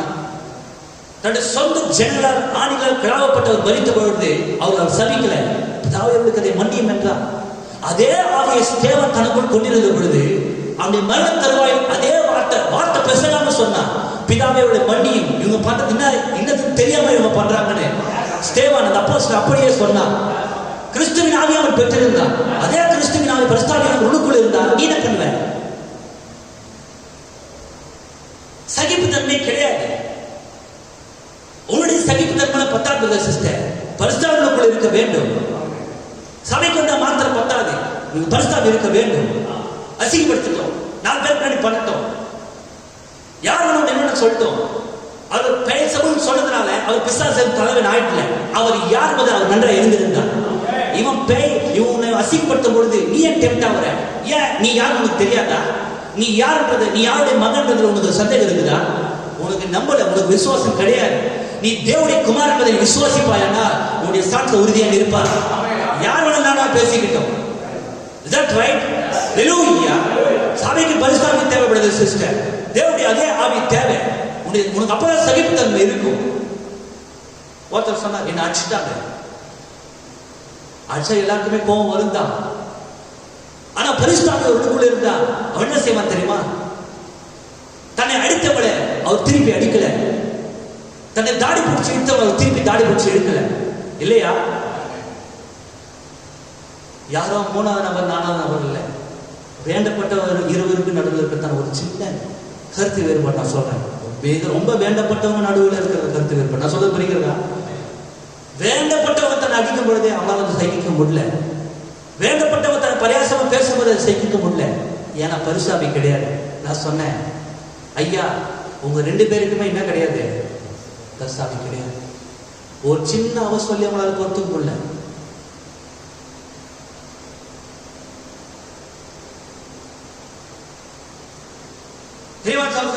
தன்னுடைய சொந்த ஜனங்களால் கிராமக்கப்பட்டார். தன்னுடைய சொந்த ஜனங்களால் ஆணிகள் கிராமப்பட்டார். அவருடைய சொந்த ஜனங்கள் தீர்த்து சொல்றார், ஓநாய்களை போல ஊழியிட்டார்கள் அவருடைய ரத்தத்திற்காக. இயேசுவை சிலுவையில் அறையும் சொல்லிட்டு சகித்தன்மையுள்ளவராக இருந்தார். தான் யார் விசுவாசித்தார். அவனை கேட்க போச்சு அந்த விசுவாசம். தான் தேவனுடைய குமாரன் விசுவாசம் அவருக்குள்ளாக நங்கூரமிடப்பட்டதா இருந்தது. சபைக்கு ஒழுங்கா வர்றது கிடையாது, வேத ஒழுங்கா வாசிக்கிறது கிடையாது, ஒழுங்கா ஜோப் பண்றது கிடையாது. கிடைச்ச நேரத்துல ஃப்ரெண்ட்ஸ் கூட போய் ஆட்டம் போட வேண்டியது. வருத்தத்துக்குரிய விஷயம் என்னன்னா, பெரியமான் சகோதரி நிறைய பேர் கம்யூனிட்டி சர்வீஸ் கூட வர்றது கிடையாது, போறது கிடையாது. தேவனுடைய சபையில பார்த்து செய்தி கேட்கறது கிடையாது. ஒரு தனிப்பட்ட ஜீவிதம் ஜெபிக்கிறது கிடையாது. எப்படி உள்ள பரிசாக வருவார்? கண்ட மேனிக்கு ஜீவித்துக் கொண்டு, கண்ட மேனிக்கு ஏதாவது வருஷத்தை பிடித்துக் கொண்டு தேவனுடைய செய்வார் நீ நினைச்சுக்கணு. கர்த்தரே கூட இருக்காருன்னு நீ நினைச்சுக்கணு. உடைய சொந்த வழியில் உடையவனா இருப்பாய். என்னால நீ தோழில தான் போய் முடிவேன். தேவன் உனக்கு வகுத்த வழியில் நீ வர வேண்டும். You have to walk in God's provided way. தேவன் உனக்கு அருளின வழியில் நீ நடக்க வேண்டும். உன் சொந்த வழியை விட்டுடு. பரிசுத்தாவியை நீ பெற்றுக்கொள். பரிசுத்தாவியை பெறுகிற வரைக்கும் இரவும் பகலும் ஓயாமல் நுழைவால் நிற்க வேண்டும். அதுக்கு முன்னாடி நீ போய் விவாதம் பண்ண போகாத. அதுக்கு முன்னாடி நீ ஆர்கியூ பண்ண போகாத. வீடுகளை நீ தெரிந்து நெல்லு. சீஷர்கள் 120 பேர் மேலே வீட்டில் காத்திருந்தார்கள் பரிசுத்தாவியை பெறுவதற்காக. அவளுக்கு தேவன் பரிசுத்தாவியை அருளினது உண்மையானால் இன்றைக்கு அதே தேவன் உனக்கும் பரிசுத்தாவியை அருள கடமைப்பட்டிருக்கிறார். He is obligated. நிச்சயமாக கடமைப்பட்டிருக்கிறார். காத்திருந்து நீ பெறுவதற்கு ஆயத்தமா? நமக்கு நிறைய பேருக்கு ஜோப் பண்ண என்னன்னே மறந்து போச்சு. வரது அப்படியே ஒரு ஜபத்தை போட்டு போயிருது. ஜபத்தை போட்டு இல்ல விட சிஸ்டர், பரிசுத்தாவியை நீ பெறுகிற வரைக்கும் நீ ஓயாம முழங்காலில் நிற்க வேண்டும் என்று தீர்ச்சி சொல்லியிருக்கிறார். அது உன்னால செய்ய முடியலையா? விவாதம் பண்ண போகாத. அது உன்னால செய்ய முடியலையா? என்னை சொல்றாங்க நீ பேசாத, காத்துரு. அவசரப்பட்டு எதுவுமே பேசாத. நீ காத்திருக்கிறவர்கள் கழுகுகளை போல சட்டங்களை எடுக்க இருப்போம். You have to wait upon the Lord. தேவன் மீது நீ காத்திருக்க வேண்டும். தேவனுக்காக நீ காத்திருக்க வேண்டும். We try to make some other way. It's always best to follow His way. எப்பொழுதுமே அவருடைய வழியில் நடப்பதுதான் சரி, நலமானது.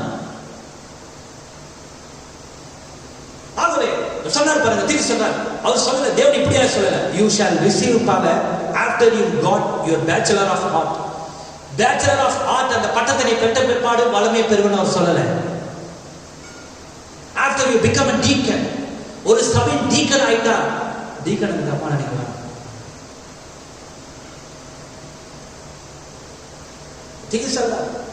டீக்கன் ஆயிட்டா வல்லமை எனக்கு வந்துச்சு நினைக்க வேண்டாம். கூட இருக்கிறீங்களா? ஹல்லேலூயா. அப்படி நீ நினைக்க வேண்டாம். அவர் அப்படி சொல்லல, you shall receive power when you become a deacon. அவர் அப்படி சொல்லல, டீக்கன் ஆயிட்டா வல்லமை வந்துரும், பைபிள் காலேஜுக்கு போன வல்லமை வந்துரும். வேதத்துல எங்கேயுமே கிடையாது. You shall receive power after this the Holy Ghost is come upon you. பரிசுத்தாவி உனக்குள் வரும்போது நீ வல்லமை பெற்றுக் கொள்வ.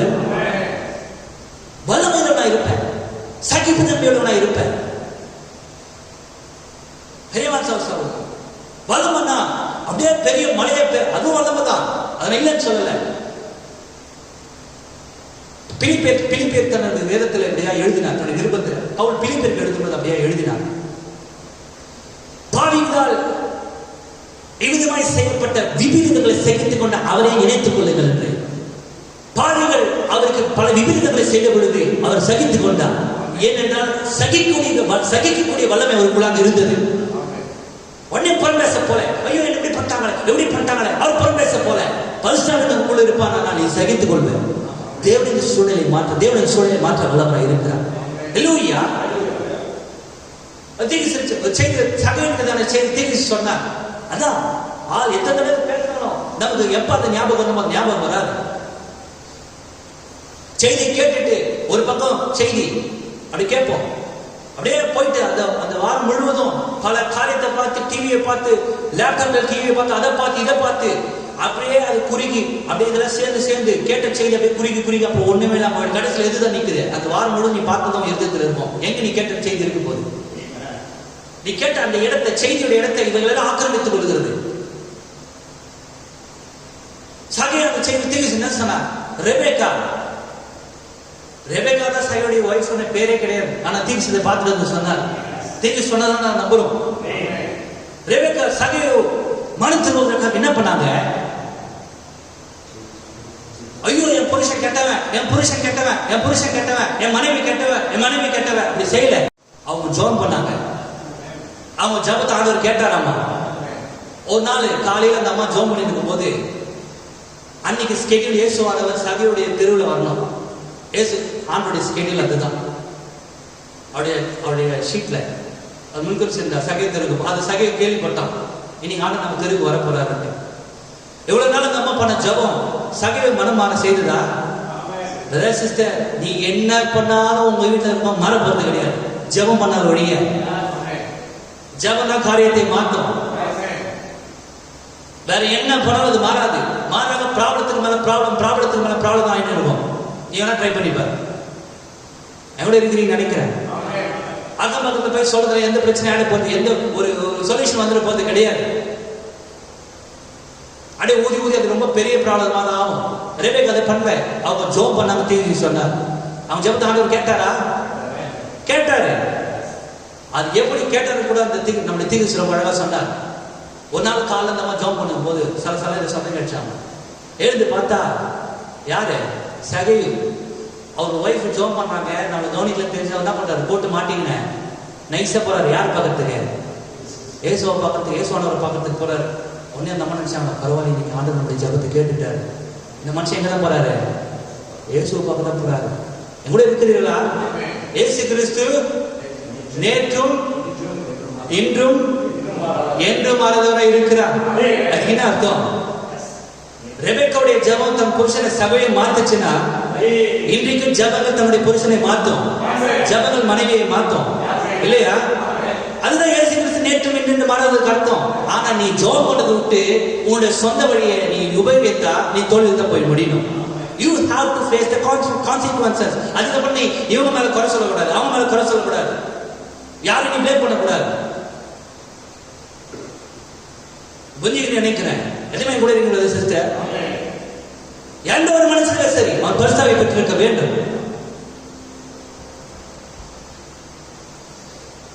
பரிசுத்தாவை நீங்கள் பெற்றுக்கொள்ளும் பொழுது நீங்கள் பலனை பெறுவீர்கள், உன்னதத்தின் பலனை பெறுவீர்கள் என்றார். உன்னதத்தின் பலனை பெற்ற பிற்பாடு உலகம் எங்கிலும் நீங்கள் எனக்கு சாட்சியாக இருப்பீர்கள் என்றார். ஒரு மனுஷன் தேவனுக்கு சாட்சியாக இருக்கணும் போது அவன் பரிசுத்தாவை பெற்றிருக்க வேண்டும். பரிசுத்தாவை பெறாம அவன் தேவனுக்கு சாட்சியாக இருக்க முடியாது இல்லையா? ஹல்லேலூயா. நம்ம ஆளுங்க சொல்ற சாட்சி ரொம்ப அற்புதமா இருக்கும். தேவனுக்கு இதை பண்ணார், தேவனுக்கு இதை பண்ணார், வீட்டை கட்டினார், அது உன் சாட்சி. என் கூட இருக்கிறீங்களா? இன்னும் இந்த செய்தி சென்னைக்கு வந்து இந்த செய்தி கிளம்பாக்குறது பல வருஷம் ஆச்சு. ஆனா நம்ம சாட்சி ஒன்றும் மாறவே இல்லை. தேவன் இதை கொடுத்தார், அதை கொடுத்தார். ஏன் மேலான காரியம் ஒண்ணுமே தெரியல நமக்கு? வேலை போதிக்கதா? பெரியவான் சோசவுக்கு நம் பூமிக்கு உட்பட்டவர்கள் அல்ல இல்லையா? நீங்கள் அன்றியும் கொலோசியர்ல அவர் எழுதினார் பாருங்க. கொலோசியர் 3ஆம் அதிகாரம். நீங்கள் கிறிஸ்துவுடன் கூட எழுந்ததுண்டானால் கிறிஸ்து தேவனுடைய வலது பாரசத்தில் வீட்டிற்கும் இடத்தில் உள்ள மேலானவைகளை நாடுங்கள், பூமியில் உள்ளவைகள் அல்ல, மேலானவைகளை நாடுங்கள். என்னோடு இருக்கிறீர்களா? நாம் மறுபடியும் உயிர்த்து உன்னதவையில் அவரோடு கூட உட்கார்ந்து இருக்கிறோம் போல எழுதினார். நீ எங்க உட்கார்ந்து இருக்கிற? உணர்ந்து உட்கார்ந்து இருக்கிறியா? என்னோடு இருக்கிறீர்களா? சாட்சியுடைய சார் உணர்ந்து நீ எங்க இருக்கிற அதுக்கேற்ற சாட்சியத்தை சொல்ல முடியும். நீ என்ன பெற்றுக்கொண்டு அதுக்கேற்ற சாட்சியத்தை சொல்ல முடியும் இல்லையா? அதில் ஆசிரிப்பாராக பெரியவன் சோசவருக்கு தேவன் இதை கொடுத்தார், அதை கொடுத்தார். ஆனா சபைக்கு மட்டும் வரதே கிடையாது. அப்ப அது தேவன் கொடுத்தாரா? எவ்வளவு இருக்கிறீங்க நினைக்கிறேன். ஆசிரியப்பாராக பெரியவன் சோசவருக்கு. ஆகவே அவருக்கு சாட்சிகளாய் நீங்கள் இருக்க வேண்டும் என்றால் பரிசுத்தாவை பெற்றிருக்க வேண்டும். பரிசுத்தாவை பெறுவதை வல்லமை பெற முடியும். அதையும் பாருங்க, 2000 வருடங்கள் பவுலின் காலத்துக்கு அப்புறம் 2000 வருடங்கள் உமோல உபதேசத்தை புதைச்சிட்டாங்க. பல குழப்பங்களை கொண்டு வந்தாங்க, கொண்டாட்டங்களை கொண்டு வந்தாங்க, பண்டிகைகளை கொண்டு வந்தாங்க. எல்லாத்தையும் எடுத்துட்டு வந்தாங்களா? எல்லாத்தையும் எடுத்துட்டு வந்தாங்க. மூல உபதேசத்தை மூடி மறைச்சிட்டாங்க. மறுபடியும் தேவன், நீங்க பாருங்க, எப்பொழுதுமே தேவன் அவர் காட்சியில் வெளிப்படும் பொழுது அவர் அடையாளத்தோடு வெளிப்படுவார். சாதாரண நாட்களிலே அவர் அடையாளத்தை எடுத்தார். இருதயத்தை நினைவை பகுத்தறிகிற ஒரு அடையாளத்தை. ஆமென். 2000 வருடங்களுக்கு முன்பாக அவர் வந்த பொழுது அதே அடையாளத்தை சமாரியஸ்திரியின் மூலமாக அவர் வெளிப்படுத்தினார்.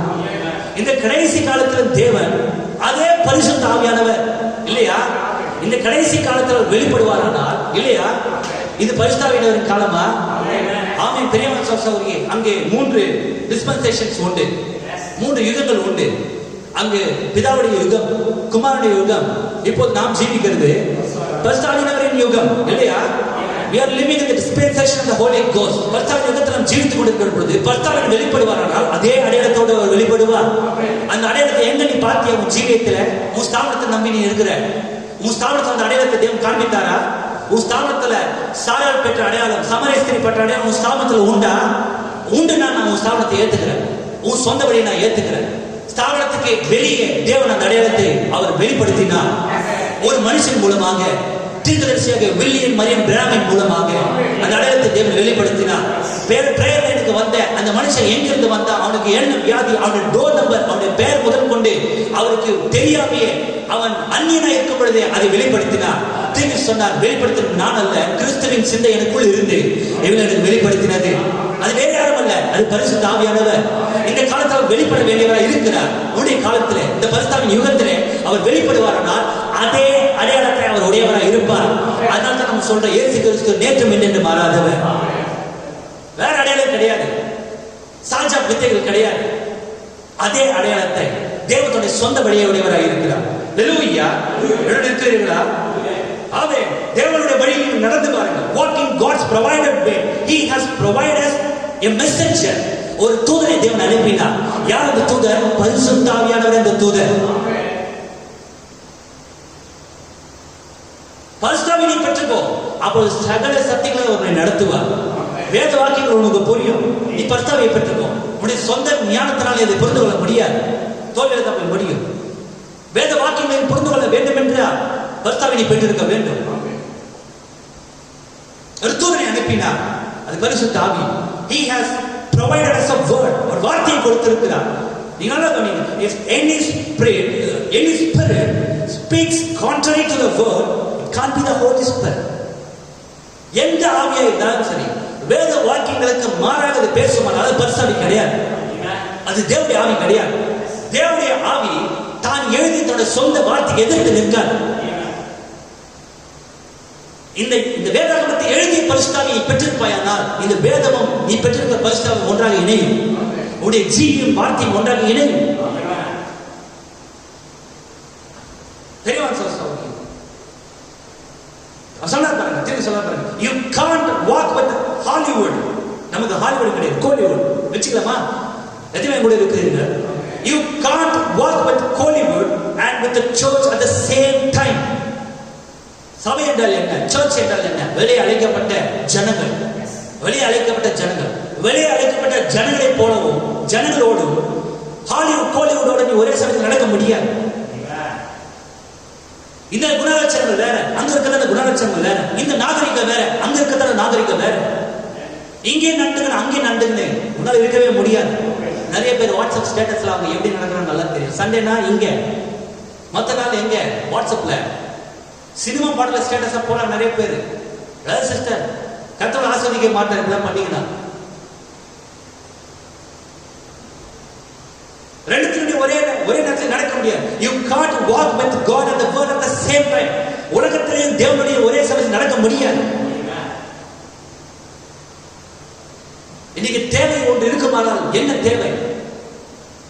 We need a church clean. We need a church cleaning from the pulpit to the janitor. புல்பிட்ல இருந்து வாயில் காப்போன் வரைக்கும் உள்ள ஒவ்வொரு நபரும் சுத்தமாக்கப்பட வேண்டும். அதுதான் இன்னைக்கு தேவையா இருக்கிறது. ஒரு இதயம் சுத்தமாக்கப்பட வேண்டும், ஒரு சிந்தை சுத்தமாக்கப்பட வேண்டும். பரிசுத்தாவின் உனக்குள் வரத்தக்கதாக எல்லா கேடும் உன்னை விட்டு எடுத்துப்படப்பட வேண்டும். மனுஷனுடைய யோசனை அந்த சிறுவயதில் தோங்கி மிக பொல்லாததாக இருக்கிறது தேவன் சொன்னார். அது உண்மை. பொல்லாத சிந்தை விட்டு எடுபட வேண்டும். அப்பதான் தேவன் உனக்குள்ளாக வர முடியும். இன்னைக்கு ஒரு தேவை இருக்குமா? from the pulpit to the janitor.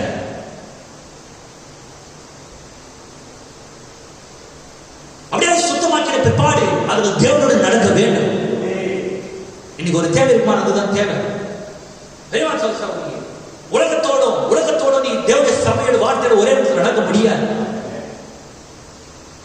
அந்த பேராசை பற்ற லோத்தை போல திங்க் சொல்ற பாருங்க. being greedy showed what he was. அவனுக்குள்ள இந்த பேராசை அவன் யாருக்கு நன்றாய் காண்பித்தது. லோத்தை குறித்து பேசும்போது நிறைய பேர் அண்ணன் இல்லாட்டி லோத்து தம்பின்னு சொல்லி இருப்பாங்க, இடம் போட்டு இருப்பாங்க. ஆபிரகாம் அண்ணன், லோத்து தம்பிலாம் கிடையாது. ஆபிரகாம் விசுவாசி கிடையாது, லோத்து அவிசுவாசி கிடையாது. அது அண்ணனோ தம்பி அக்காவோ தங்கச்சி அதெல்லாம் கிடையாது. கூட இருக்கிறீங்களா? அது தம்பிப்பா, அதெல்லாம் கிடையாது. லோத்து அவிசுவாசி அடையாளமா இருக்கிறான். புரிஞ்சுக்கிறேன் நினைக்கிறேன். தம்பி சைடு தள்ளி விட்டுறது, அவருக்கு அண்ணன் சைடு அதெல்லாம் கிடையாது. அதெல்லாம் இங்க வேலைக்கு ஆகாது. வேதம் அப்படி ஒன்றும் சொல்லல. திரும்பி சொல்றாரு பாருங்க. லோத் தோட்டத்துல இருந்த அன்பிலீவர், அவன் அவிசுவாசிகளுக்கு அடையாளம், வெது வெதுப்பானவர்களுக்கு அடையாளம். being greedy, பேராசை அவன் யாரை காண்பித்தது. he didn't want to walk with God alone. தேவனோடு மாத்திரம் நடக்க பிரியம் கிடையாது. அவனுக்கு தேவனோடு நடக்கணும் ஆசை, உலகத்துக்குள்ளேயும் நடக்கணும் ஆசை. he wanted to get mixed up with the world. உலகத்தையும் தேவனுடைய காரியங்கள் கலக்கணும் அவனுக்கு ஆசை. ஹாஃப் நாள் இங்கே, ஹாஃப் நாள் அங்கே, வாரத்தில் ஒரு நாள் இங்கே, 5 நாள் அங்கே. அதுதான் லோத். தெரியுமா சொல்லுங்க? திங்க் சொல்ற பாருங்க. That's just what the church did. அதுதான் சபை செய்து கொண்டிருக்கிறது. Instead of walking on with God, he had to put itself off, mix it up with the world. தேவனுடைய வார்த்தையிலே தேவனுடைய வழியிலே மாத்திரம் நடப்பதற்கு பதிலாக உலகத்தையே எடுத்து வந்து போடுது. சபைக்குள்ள எடுத்து வருது, தன்னுடைய ஜீவிதத்தில் எடுத்து வருது. நான் சொல்ல புரியுது நினைக்கிறேன். கூட இருக்கிறீர்களா? இந்த பேராசைப்பட்ட Lodha down, Lot was down there greedy and went down in Sodom. Mrs. Lot, she wanted them kind of dresses that they were wearing down in the Sodom. She wanted to be like that. அந்த சோதம் குமாரால எப்படியா உடை உடுத்துறாங்களோ அந்த மாதிரி ஒரு உடை, அந்த மேல பெரிய கொண்ட லோத்தின் மனைவி Mrs Lot. And Lot wanted to become a great businessman, be influenced in the city. அந்த நகரத்திலே செல்வாக்கு மிக்க ஒரு நகரம் இருக்க விரும்பினார். He wanted to be a businessman. நல்ல businessman இருக்க விரும்பினார் அவன். And we find out he got a good position down there. அந்த நகரத்திலே ஒரு நல்ல ஸ்தானம் அவனுக்கு கிடைச்சது, ஒரு நல்ல பொசிஷன் அவனுக்கு வந்தான், எல்லாமே அவனுக்கு கிடைச்சது. திங்க் சொல்றாரு பாருங்க. But he was backslidden. அவன் விழுந்து போன ஒரு நாள் இருந்தான். இவங்க சொல்ற பிரதர் சிஸ்டர், நிச்சயமா சொல்றேன், இந்த செய்தி விட்டு உன் சொந்த வழிக்கு நீ போயிட்டனா நிச்சயமா நீ கேட்கறத தேவன் உனக்கு தருவார். தேவன் உனக்கு தர மாட்டார், நீ அதை பெற்றுடுவ. உனக்கு ஆட்டோமேட்டிக்கா எல்லாமே கிடைக்கும். லோத்து கிடைச்சது பாருங்க. அதனால எதனா உனக்கு வந்துச்சுன்னா தேவனுக்கு தந்தான் அவசரப்பட்டு சொல்லிடாத. இந்த பிசினஸ், இந்த இன்ஃபுளுன்ஸ் எல்லாமே அவனுக்கு கிடைச்ச போது கூட லோத்து சொன்னான், ஆண்டவனுக்கு கொடுத்தார் சொன்னான். ஆனா அவன் விழுந்து போன நிலைமையில் இருந்தான்.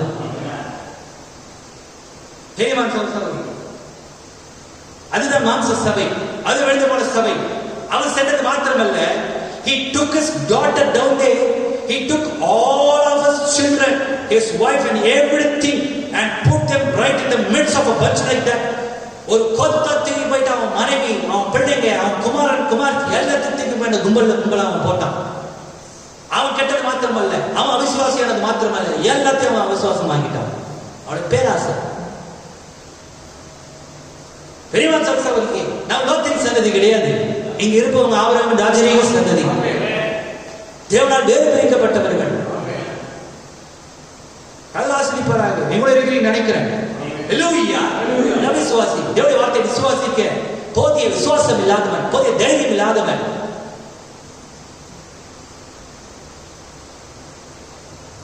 ஆனா ஆபிரகாம் விசுவாசம் உள்ளவனா இருந்தான். நிச்சயமா ஆபிரகாம் விசுவாசம் உள்ளவனா இருந்தான். ஆபிரகாம் ராஜரீக சந்ததி விசுவாசம் உள்ளதா இருக்கிறது.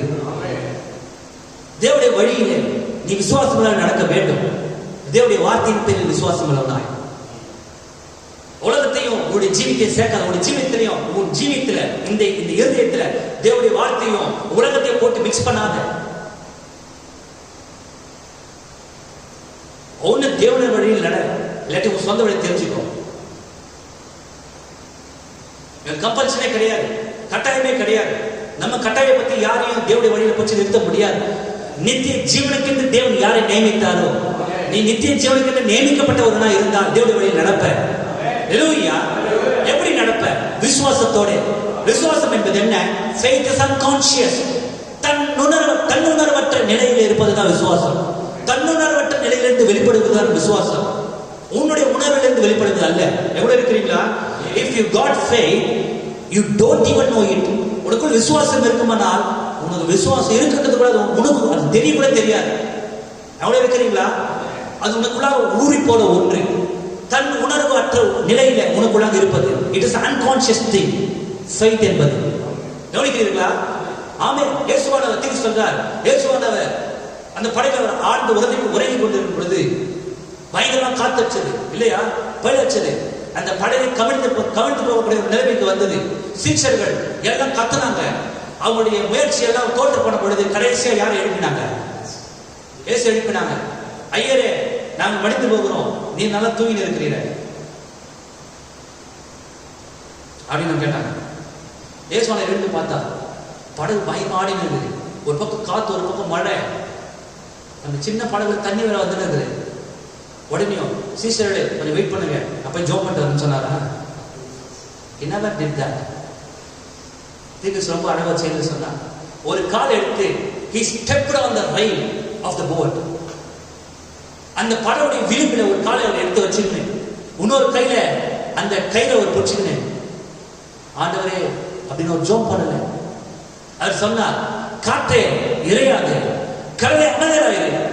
சொன்ன மாற்றத்துல எல்லாமே அமைதியாயிடுச்சு. அவர் போய் பிரேயர் பண்ணல. விசுவாசத்திற்காக. நீ விசுவாசத்துக்காக போய் 40 நாள் உபவாசம் இருக்கணும்னு அவசியம் கிடையாது. உனக்குள்ள விசுவாசம் வர்றதுக்காக நீங்க முழங்கால் பண்ணிட்டு ஜெபம் பண்ண கூட அவசியம் இருக்காது. இயேசுவோட சொன்னார், நீங்கள் என்னிலும் என் வார்த்தை உங்களிலும் நிலைத்திருந்தால் அண்டர்லைன் தட் வேர்ட் நிலைத்திருந்தால். எவ்வளவு இருக்கிறீர்களா? நீ கேட்கிற தேவனுடைய வார்த்தை இந்த காலம் நுழைந்து அந்த காலத்துல போயிடுச்சுன்னா அங்க விசுவாசமே பிறக்காது. உனக்குள்ள அது நிலைத்திருக்கும் பொழுது, நீ கேட்கும் பொழுது, அந்த தேவனுடைய வார்த்தையை தரித்திருக்கும் பொழுது, அதுல நிலைத்திருக்கும் பொழுது, வைராக்கியம் அதில் நிலைத்திருக்கும் பொழுது, மரியாதையுடைய விசுவாசம் அவள் அந்த வார்த்தையில் நிலைத்திருந்தான். ஓ, இந்த காரியம் எப்படிப்பட்டதோ நாள்தோறும் அதை தியானித்துக் கொண்டே இருந்தான். ஏசாயா தீர்க்கதரிசி நிருபத்தில் வாசிக்கும் வேதாகமத்தை மரியாள் கேட்ட பொழுது அவள் தண்ணியை திரும்பும் போது அதை நினைச்சிருந்தா, தண்ணி இறைக்கும் போது நினைச்சிருந்தா, வீட்டுல வந்து தண்ணி ஊற்றும் போது நினைச்சிருந்தா, துணி துவைக்கும் போது நினைச்சிருந்தா, அவள் அதில் நிலைத்திருந்தாள். நீங்கள் நிலைத்திருந்தால் நீங்கள் கேட்டுக்கொள்வது உங்களுக்கு செய்யப்படும். நீங்க கேட்டு வெளியே பற்றிய வார்த்தை வித்துறீங்க. ஒரு சுயநலத்துக்காக கண்ட காரியங்களுக்கு தேவனுடைய வார்த்தை நீ வித்துடுற. Don't do that. உன்னில் அது நிலைத்திருக்கும் பொழுது it is unconscious thing. இயேசுவை ஜோம் பண்ணல. அவர் எழுந்த மாத்திரத்துல அவர் பேசினார். இயற்கை கட்டுப்பட்டது. ஓ பிரிவான் சகோதரி, நான் அப்படியே நினைச்சேன். ஒரு நாள் இந்த பைக்ல போயிருந்தேன். அந்த கல்வி சபா பைக்ல போயிருந்தப்பா டக்கு நாய் குறிப்பு வந்துச்சு. என்ன பண்ணு எனக்கு தெரியல. அச்சம் பிரேக்கு, டக்குன்னு வண்டி நினைச்சு நானும் அப்படி நடை பொழிச்சு போயிட்டேன். எதுவுமே எனக்கு ஆகல. நாய் ஓடிடுச்சு அப்படின்னு சொல்லிட்டு இன்னொரு காரணம் சொன்னார். நான் எப்படி பிரேக் அடிச்சுனே எனக்கே தெரியல. டக்குன்னு வண்டி நிறுத்திட்டேன். எப்படி பிரேக் அடிப்போமே நமக்கே தெரியாது. எவ்வளவு இருக்கிறீங்களா? ஏன்னா இந்த காலு உன்னோட ரைட் லெக் எதுல நல்லா பழகி போயிருக்குது, பிரேக்ல நல்லா பழகி போயிருக்குது இல்லையா? நீ சுதாரிச்சு பிரேக் அமுகணும்னு அவசியமே கிடையாது. உனக்குள்ள உன்னுடைய தன் உணர்வே இல்லாத, உன்னுடைய உணர்வே இல்லாத நிலையில உன் கால் எதை அமைக்கிறது? உங்களை இருக்கிறீங்களா? That is what the faith. அதுதான் விசுவாசம் நான் நினைக்கிறேன். எப்படி இருக்கிறீர்களா? நீ தேவனுடைய வார்த்தையில ஊறி ஊறி ஊறி ஊறி தேவனுடைய வார்த்தை உங்களுக்குள்ளாக நிலைத்திருந்து தேவனோடு தனித்து ஜீவித்து ஜீவித்து ஜீவித்து ஜீவித்து ஹல்லேலூயா. எப்பேற்பட்ட ஒரு அனுபவம் அது. ஜெபித்து ஜெபித்து ஜெபித்து ஜெபித்து ஓ ஆண்டவருடைய வாக்குத்தத்தங்கள் அருமையானவர்கள் நீ சொல்லி சொல்லி அவருக்காக நன்றி செலுத்தி நீ ஜீவிக்கும் பொழுது உனக்குள்ளாக பழகி பழகி பழகி பழகி ஓ வீட்டுல சச்சரவு வரும்போது நீ சொல்ல தேவனை பார்த்துக்குவார், நீங்க அமைதியா இருக்கு. It is unconscious faith. தன் உணர்வற்ற நிலையில உன் உணர்வு பேசுறது கிடையாது இல்லையா? என்னோட இருக்கிறீங்களா? அப்படி எங்க நமக்கு டைம் இருக்குது தேவனுடைய வார்த்தை வாசிப்பதற்கு நிலைத்திருப்பதற்கு? நமக்கு அநேக ரொட்டீன் ஜாப்ஸ் இருக்கு. தீர்வு சொன்னார், ரொட்டீன் ஜாப்ஸ் பத்தி யாருக்கு கவலை, யாருக்கு அக்கறை? தேவனுடைய அனுதின வேலைகள் குறித்த கவலைப்படுறதுல உங்களுக்கு விசுவாசம் இருக்குதா? மனுஷகுமார் வரும்பொழுது அந்த அன்கான்சியஸ் வெயிட்டை காண்பாரோ? அப்படிதான் வேதத்தில் எழுதப்பட்டிருக்கிறது. எனக்கு இந்த வேலை அந்த வேலை அதை பத்தில யாருக்கு அக்கறை? தேவன் அதை பத்தில அக்கறை படுறதே கிடையாது. உனக்கு விசுவாசம் இருக்குதா? அதுதான் தேவன் பார்க்கிறார். ஹல்லேலூயா. அதான் பாருங்க பெரியவா சோசரி, அப்படியான ஒரு விசுவாசத்தை நான் பெற்றிருக்க வேண்டும். ஆமென். அந்த தன்னுணர்வற்ற நிலையிலே நீ பெறுகிற விசுவாசம், அந்த அன்கான்சியஸ் ஃபெய்த்தை நீ பெற்றிருக்கும் பொழுது எங்க இருக்கிறீர்களா? எல்லா ப்ராப்ளத்துக்கும் you will be unconscious. எங்க இருக்கிறீங்க நினைக்கிறேன். நீ பாருங்க, இயேசுவானவர் அந்த பிரச்சனை வரும் பொழுது நீங்க பாருங்க, அந்த பிரச்சனை அவர் பாதிக்கவே இல்லை, அந்த பிராணம் பாதிக்கவே இல்லை. அவர் வார்த்தையில நிலை நின்றவராக இருந்தார். திரும்பி சொல்லப்படுறது கவனிங்க. Faith is unconscious. If you got faith, you don't even know it. உனக்கு விசுவாசம் வர உங்களுக்கு அது தெரிய கூட தெரியாது. That's right. He just walked right on unconscious. That's right. இயேசுவானவர் தன் உணர்வற்ற நிலையில அவர் பேசினார். அவர் ஜோம் பண்ணல, அவர் அழல, ஓ நாங்க என்ன பண்ணுவோம், அவர் திகைத்து நிற்கல. அவர் தேவனுடைய வார்த்தையில நிலை நின்றார். தேவனுடைய வார்த்தையாய் அவர் இருந்தார். தேவனுடைய வார்த்தையாய் அவர் ஜீவித்துக் கொண்டிருந்தார். He believed what God said was truth. தேவன் என்ன சொன்னாரோ அது உண்மை என்று கர்த்தராகிய இயேசு கிறிஸ்து விசுவாசித்தார். எடுக்கிறீர்களா? விசுவாசித்தார். The words must be fulfilled and he knowed what his life was to fulfill them. தேவனுடைய வார்த்தைகள் நிறைவேற்றப்பட வேண்டும் என்று அவர் விசுவாசித்தார். தன்னுடைய ஜீவியம் தான் அந்த தேவனுடைய வார்த்தைகளை நிறைவேற்ற வேண்டும் என்பதை அவர் அறிந்திருந்தார். ஏசாயா நிருபத்தில் எழுதப்பட்ட தேவனுடைய வார்த்தையை தான் நிறைவேற்ற வேண்டும் என்று அவர் அறிந்திருந்தார். தாவீதின் சங்கீதத்தை தான் நிறைவேற்ற வேண்டும் என்று அறிந்திருந்தார் இல்லையா? தேவனுடைய வார்த்தையாய் அவர் ஜீவித்து தன்னுடைய சொந்த சித்தத்துக்கு தன்னை ஒப்புக் கொடுக்காமல் பிதாவின் சித்தம் என்னவோ அதுதான் குமாரனுடைய சித்தம் என்று அவர் ஜீவித்து தேவனுடைய வார்த்தைக்கு தன்னை ஒப்புக் கொடுத்து வார்த்தை நிறைவேற்றினார். Hallelujah. That's right. And you are here to fulfill it too. நீ கூட உன்னை குறித்து எழுதப்பட்ட தேவனுடைய வார்த்தை நிறைவேற்றும்படிக்கு இங்கே இருக்கிற என்பதை மறந்து போக வேண்டாம்.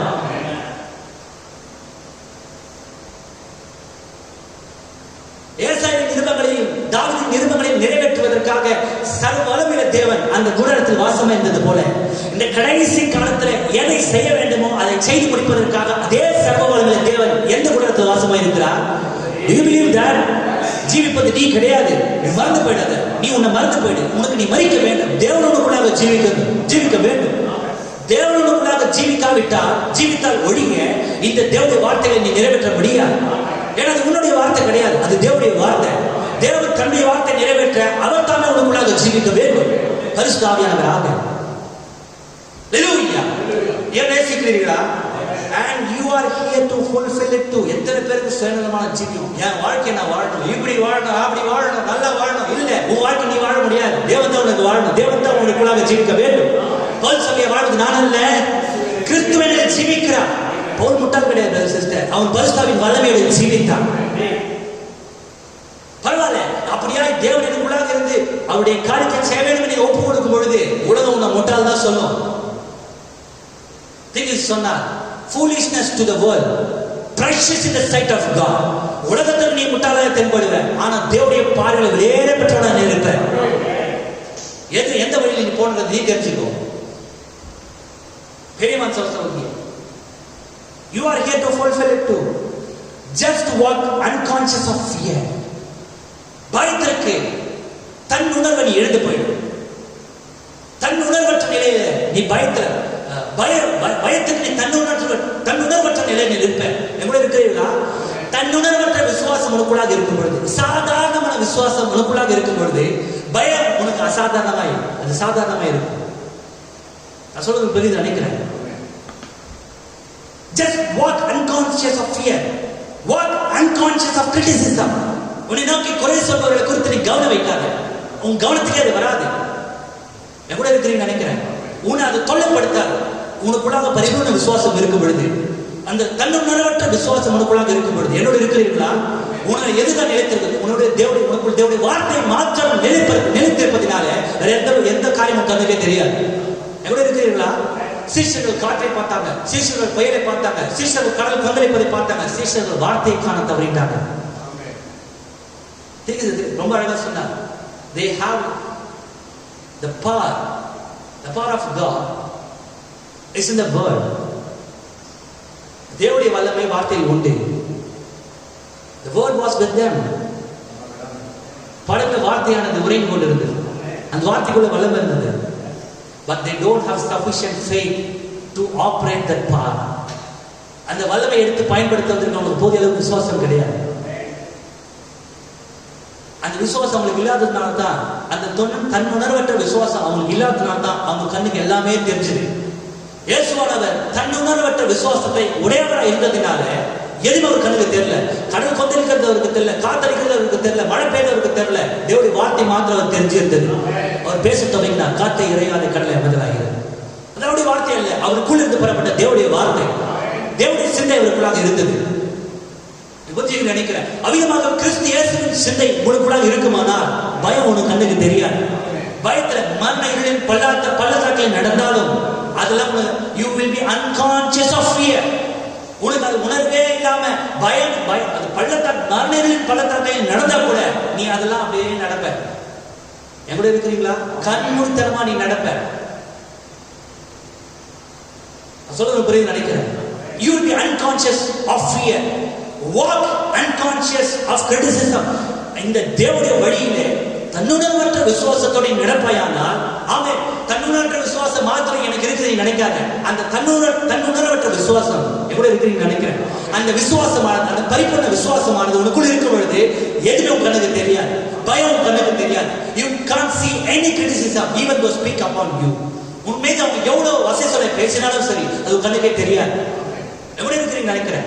ஆகவே இந்த தேவனுடைய வழியிலே, இந்த தேவனால் அருளப்பட்ட வழியிலே walk unconscious of fear, walk unconscious of criticism, walk unconscious unto the world, walk as you walk in Christ, walk with him. நீ தேவனுடைய நடப்பதினாலே அவரோடு கூட நடந்து செல். அவரோடு கூட நடக்கும் பொழுது, அந்த விசுவாசத்தோடு நடக்கும் பொழுது உலகம் கண்ணுக்கு தெரியாது. உலகம் உன்னை சட்டை பண்ணாது, நீ உலகத்தை சட்டை பண்ண மாட்ட. பயம் உன்னை சட்டை பண்ணாது, நீ பயத்தை சட்டை பண்ண மாட்ட. இவ்வளவு இருக்கிறேன் நினைக்கிறேன்.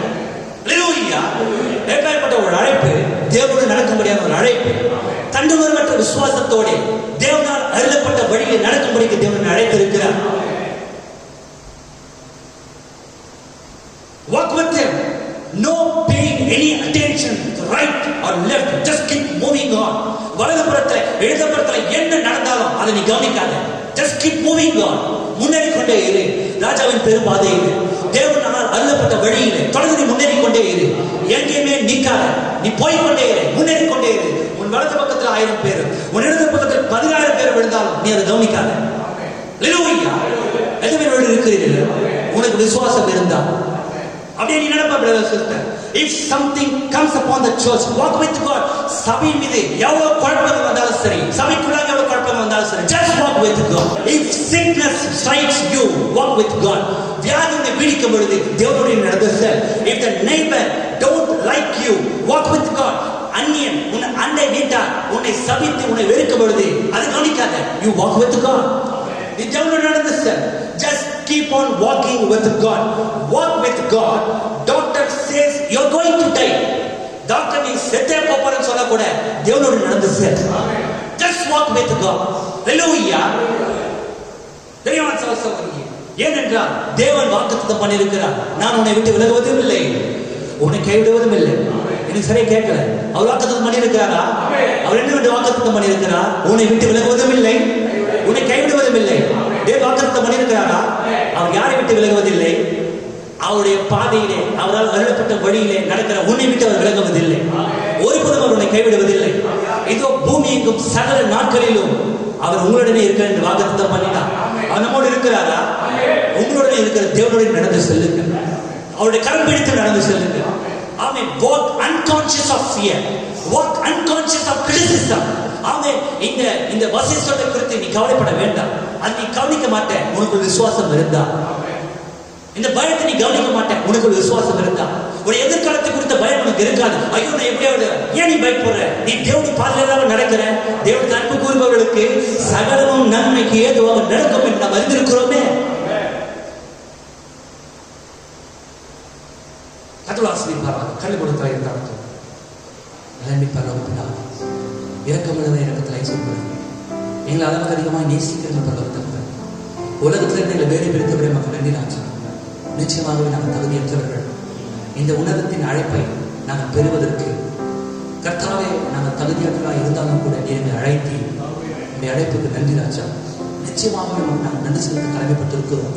எங்கள் ராஜாவின் பாதையிலே, எங்கள் மேசியாவின் ராஜ்யத்திலே, எங்கள் ராஜாவின் பெரும் பாதையிலே, அந்த பரிசுத்த வழியிலே நாங்கள் நடக்கும்படியாக நீர் எங்களை அழைத்ததற்காக நன்றி. தேவனால் அருளப்பட்ட வழியிலே நடக்கும்படிக்கு நீர் எங்களை அழைத்திருக்கிறீர்கள். நன்றி செலுத்துகிறோம். இப்பொழுது உங்களுக்கு தாவே நிச்சயமாக நாங்கள் அறிக்கையிடுகிறோம். நாங்கள் குறைவுள்ளவர்கள், நாங்கள் பலவீனர்கள். கர்த்தாவே நாங்கள் நிச்சயமாக குறைவுள்ளவர்கள் ராஜா. எங்களை நீர் அறிவி கர்த்தாவே. ஆனாலும் எங்கள் குறைவுகளை குறித்து, எங்கள் பலவீனங்களை குறித்து கோபம் கொள்ளாமல், எங்கள் பலவீனங்களை நிமித்தம் பரிதபிக்கக்கூடிய ஒரு பிரதான ஆசாரியனால் நீர் இருக்கிறபடியாக நம்மை ஸ்தோத்திரிக்கிறோம். எங்கள் பலவீனங்களினால் தொடப்படக்கூடிய ஒரு பிரதான ஆசாரியனை இருப்பதற்காக நாம் நம்மை ஸ்தோத்திரிக்கிறோம். கர்த்தாவே எங்களை நடத்துவீராக. அப்படியான வழியிலே நாங்கள் நடக்கட்டும். எங்களுடைய வழியை நாங்கள் விட்டுவிடட்டும். உங்களுடைய வழியை நாங்கள் தெரிந்து கொள்ளட்டும். கர்த்தாவே இந்த மணி நேரத்தின் வாக்குத்தத்தமாக பரிசுத்த ஆவியானவர் நீர் எங்களுக்குள் வருவீராக. ஓ நாங்கள் விசுவாசத்தின் ஞானஸ்தானம் பெற்றோமே. அப்போஸ்தலர் 2:38 நீங்கள் மனம் திரும்பி ஒவ்வொருவரும் பாவ மன்னிப்பை கண்டு கர்த்தராகிய இயேசு கிறிஸ்துவின் நாமத்தில் ஞானஸ்தானம் பெற்றுக் கொள்ளுங்கள். அப்பொழுது பரிசுத்த ஆவியின் வரத்தை பெறுவீர்கள் என்று நீ சொன்ன வாக்குத்தத்தத்தை விசுவாசத்தின் ஞானஸ்தானம் பெற்றோமே. அந்த பரிசுத்த ஆவி எங்களுக்குள் வருவதற்கு நாங்கள் காத்திருக்கட்டும். எங்கள் முழங்காலில் இருக்கட்டும் கர்த்தாவே. ஓ நாங்கள் பரிசுத்த ஆவியினால் நிரப்பப்படும் வரைக்கும் பேசாதிருப்போமாக, அமைதலாக இருப்போமாக, தேவனுடைய நெருங்கி ஜீவிப்போமாக, தேவனுடைய வார்த்தையை வாசிப்போமாக. என்னுடைய கடந்த காலங்களில் நீ தயவாய் மன்னியும் கர்த்தாவே. அவைகள் பொல்லாத வாழ்க்கையா இருக்கிறது. அவைகள் மோசமான ஜீவியமா இருக்கிறது. அவைகள் மிக கசப்பான ஜீவியமா இருக்கிறது. ஓ நாங்கள் எங்கள் ஜீவியத்தை அறிக்கையிடுகிறோம் ராஜா. ஓ பூமிக்கு வானம் எவ்வளவு உயரமோ அவ்வளவு உயரமாய் உமக்கு பயந்தவர்களுக்கு நீர் கிருபை அளிக்கிற தேவன். உங்களுடைய கிருபை ஒன்று எங்களுக்கு போதும் கர்த்தாவே. உங்களுடைய தயவு எங்களுக்கு தேவையா இருக்கிறது. ஓ உங்களுடைய மன்னிப்பு எங்களுக்கு தேவையா இருக்கிறது. அந்த வலது பக்கத்தில் தூங்கின கல்லனை போல நாங்கள் மன்னிப்பை கேட்கிறோம். ஓ நீ எங்களை மன்னிக்க வல்லவராய் இருக்கிறீர். எங்களுடைய பாவங்களை இந்த பூமியில் ஒருவரால் மன்னிக்க முடியாது ராஜா. ஓ நிச்சயமாகவே எங்கள் மன்னிப்பை நாங்கள் எங்கேயும் பெற முடியாது. எங்களை மன்னிக்கக்கூடிய மனப்பக்கம் இந்த பூமியில் ஒருவருக்கும் இல்லை. மன்னிக்கக்கூடியவர் ஒருவர் இருப்பாரானா எங்கள் தேவன் மாத்திரமே, எங்கள் இயேசு கிறிஸ்து மாத்திரமே. என்னுடைய ஜீவித்தை தயவாய் மன்னியும் கர்த்தாவே. அந்த சிம்சோனுக்கு ஒரு விஷயம் இறங்கினது போல தயவாய் எங்களுக்கு ஒரு விஷயம் இறங்குவீராக. உங்களுடைய வழியில் நாங்கள் நடக்கட்டும் கர்த்தாவே. என்னுடைய வழியை விட்டுவிடட்டும். என்னுடைய எண்ணங்களை விட்டுவிடட்டும். இந்த மேட்டியான எண்ணங்களை விட்டுவிடட்டும். அந்த அகதியுள்ள எண்ணங்களை விட்டுவிடட்டும். ஒவ்வொரு வழியில் நடக்க எங்களுக்கு உதவி செய்வீராக. ஒரு விஷயம் ராஜா, ஒரு விஷயம் கர்த்தாவே, இந்த விஷயங்களுக்கு இறங்குவீராக. ஓ நாங்கள் பரிசுத்தாவின் வல்லமை என்னவென்று தெரியாமல் ஜீவித்து விட்டோம். எங்களை மன்னியும் கர்த்தாவே. வார்த்தையின் வெளிப்பாட்டை எங்களுக்கு தருவீராக. எங்களை குறித்து எழுதப்பட்ட வேத வாக்கியங்கள் எங்களை மூலமாக நிறைவேற உதவி செய்தீர்கள். நீ எங்களுக்குள்ளாக வருவீராக, இதை பயன்படுத்துவீராக. ஓ பவுலை போல நாங்கள் அறிக்கையிடும் வரைக்கும் ஜீவிப்பது நாங்கள் கிறிஸ்தியர்கள் ஜீவிக்கிறார் என்ற அறிக்கையை நாங்கள் அறிக்கையிடும் வரைக்கும் நீ எங்களுக்குள் வர வேண்டும். நாங்கள் ஜெபிக்கிறோம். ஏதோ வீட்டுக்கு சென்று கர்த்தாவே எங்கள் இயல்பான வாழ்க்கையில் நாங்கள் மூழ்கி போகாதபடிக்கு தேவனோடு நெருங்கி ஜீவிக்கட்டும் கர்த்தாவே. ஏனோக்கை போல எங்களுடைய வழியை நாங்கள் மாற்றிக்கொள்ளட்டும். உலகத்திலிருந்து, உலக வழியிலிருந்து உங்களுடைய வழிக்கு நாங்கள் மாறிக்கொள்ளட்டும். எங்களுடைய எண்ணங்களிலிருந்து உங்களுடைய வழிக்கு நாங்கள் மாறிக்கொள்ளட்டும். தேவனால் வகுக்கப்பட்ட அருளப்பட்ட வழியில் நாங்கள் நடக்க நீர் எங்களுக்கு உதவி செய்யணுமா நாங்கள் ஜெபிக்கிறோம். மேதான் கர்த்தாவே, நாங்கள் தோல்வியை மாத்திரமே சந்தித்தோம். இம்மட்டும் நாங்கள் தோல்வியை மாத்திரமே சந்தித்தோம். எங்களுடைய சொந்த எண்ணங்கள் எங்களுக்கு தோல்வியை கொண்டு வந்தது. எங்களுடைய சொந்த புத்தி தோல்வியை கொண்டு வந்தது. நாங்கள் ஜெயம் கொள்ள விரும்புகிறோம் ராஜா. நாங்கள் ஜெயிப்பதற்காக ஜெயம் கொள்ளத்தக்கதாக உங்களுடைய வழியில் நடக்க எங்களுக்கு உதவி செய்கிறார். இன்னும் ஒரு விஷயம் கர்த்தாவே, இந்த வார்த்தையின் வழியில் நாங்கள் நடக்கட்டும். கிருபைக்காக நன்றி. அவரிடத்தில் திரளான மீட்பு உண்டு என்று தாவீது எழுதினார். இந்த மீட்பிற்காக நன்றி கர்த்தாவே. இரக்கத்தில் ஐஸ்வர்யம் உள்ளவரே உமக்கு நன்றி கர்த்தாவே. ஜீவிகளை மாற்றும் தேவனால் அருளப்பட்ட வழியில் நாங்கள் நடக்கட்டும் கர்த்தாவே. பரிசுத்தாவின் வல்லமையை நாங்கள் பெற்றுக்கொள்ளட்டும் கர்த்தாவே. அம்மட்டு மக்காய் காத்திருக்க அதை செய்கிறாங்க. நாங்கள் சிறுகட்டும் எங்கள் ஜீவிகளில் நீர் பெருகும். ஜீவிப்பது நாங்களா இருக்க வேண்டாம், நீர் எங்களுக்குள் ஜீவிப்பீராக. நீர் எங்களுக்குள் வந்து நம்முடைய சித்தத்தை நிறைவேற்றும், நம்முடைய திட்டங்களை நிறைவேற்றும் கர்த்தாவே. இழப்பு கொடுக்கிறோம். நம்முடைய வரைக்கும் மிகவும் சமீபமா இருக்கிறது. எங்கள் ஜீவித்து குறித்து நாங்கள் அக்கறை கொள்ளட்டும். இன்னும் நாங்கள் இப்படி ஜீவித்துக் கொண்டிருக்கிறோமே, நாங்கள் மனஸ்தாபம் கொள்ளட்டும் கர்த்தாவே.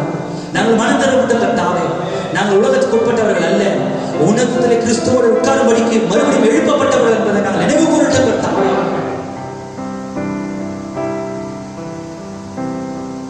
உமக்கு வேதனை உண்டாகும் வழிகள் எங்களிடத்தில் இருக்குமானால் இப்பொழுதே எடுத்துக் கொள்ளும், இப்பொழுதே எடுத்துக் கொள்ளும் கர்த்தாவே.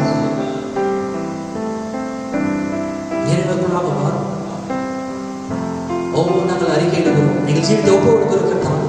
பரிசுத்தாவே நாங்கள் வருவதற்கு ஒரு வாரம் பிடிக்குமானால் நாங்கள் நிலையதற்கு உதவி செய்திருக்கிறோம். பரிசுத்தாவே எங்களுக்குள் வருவதற்கு 2 வாரம் பிடிக்குமானால் நாங்கள் காத்திருக்க உதவி செய்திருக்கிறோம். ஒருவேளை 3 வாரம் பிடிக்குமானால் நாங்கள் காத்திருக்க உதவி செய்திருக்கிறோம். இந்த தெய்வீக குணாலட்சணங்களுக்குள் வருவரை நாங்கள் அமைதியாக ஜீவிக்கட்டும், அமைதியோடு ஜீவிக்கட்டும், ஆர்ப்பாட்டம் இல்லாமல் ஜீவிக்கட்டும் கர்த்தாவே. பரிசுத்தாவின் வல்லமைகளுக்கு தேவை, பரிசுத்தாவின் வல்லமைகளுக்கு தேவை. நாங்கள் ஜெயிப்பதற்கு பரிசுத்தாவின் வல்லமைகளுக்கு தேவை ராஜா. இன்றைய கர்த்தாவே வாக்குத்தத்தம் பண்ணினவர் உண்மை உள்ளவர். உடைய வார்த்தை குறித்த சிந்தை ஒருபோதே மாற்றுகிற தேவன் அல்லவே. பரிசுத்தாவை அழுவேன் என்று சொன்னது உண்டானால் நீ அருள் வல்லவராக இருக்கிறீர். நாங்கள் தான் அதை பெற்றுக்கொள்ள இன்னும் ஆயத்தமாகவில்லை. இப்பொழுது கர்த்தாவை ஜீவித்து அநேக கரம் உயர்த்தப்பட்டிருக்கிறது. இதை கேட்டுக்கொண்டிருக்கிற கரங்களை உயர்த்திக் கொண்டிருக்கிற ஒவ்வொருவருக்கும் நீ பரிசுத்தாவின் நிறைவை தருவீராக. பரிசுத்தாவின் நிறைவோடு ஜீவிக்கும் அளவும் அமைதியோடு உமக்காய் நாங்கள் காத்திருக்கட்டும். இனிமையான ஜீவிதங்களுக்கு தருவீராக ராஜா. தேவனால் அருளப்பட்ட வழிகளை தொடர்ந்து நாங்கள் நடக்க உதவி செய்வோம். தேவனோடு நடக்கும்படிக்கு எங்கள் தகப்பனுடைய கரத்தை பிடித்துக் கொண்டு எங்கள் தகப்பனுடைய அந்த ராஜாவின் பெரும்பாதையில் இந்த மேசேவின் ராஜ்யத்தில் நடக்கும்படிக்கு எங்களை அழைத்தீரே. மோசே இந்த நாளைக்கான வாஞ்சை இருந்தார், எலியா இந்த நாளைக்கான வாஞ்சை இருந்தார். எங்களுக்கும் உன்னை கண்களுக்கு கிருபை கிடைத்தது. உங்க நன்றி ராஜா, உங்க நன்றி தகப்பனே. எங்களை ஒப்பு கொடுக்கிறோம், தொடர்ந்து நடத்தும். இதுவரைக்கும் ஆயத்தம் கொடுத்தோம். எடுத்துக்கொள்ளப்படுவதற்கு என்ற விசுவாசத்தால் நிரப்போம். என்னோட தயவாய்களுக்கு அருளப்படி எங்களோட தாய் இயேசு கிறிஸ்துவின் பலமில்ல நாமத்தில் மனத்தாழ்மையை வேண்டுகிறோம் ஜீவனுள்ள தகப்பனே. ஆமென், ஆமென். சாமி சாமி கர்த்தனாசனம் தேவனுக்காய் காத்திருங்கள். ஒவ்வொரு நிமிஷம் தேவனுக்காய் காத்திருங்கள். தேவனுடைய நெருங்கி ஜீவியுங்கள். கர்த்தர் தாமே அனைவரையும் ஆசீர்வதிப்பார்கள். God bless you, brothers and sisters.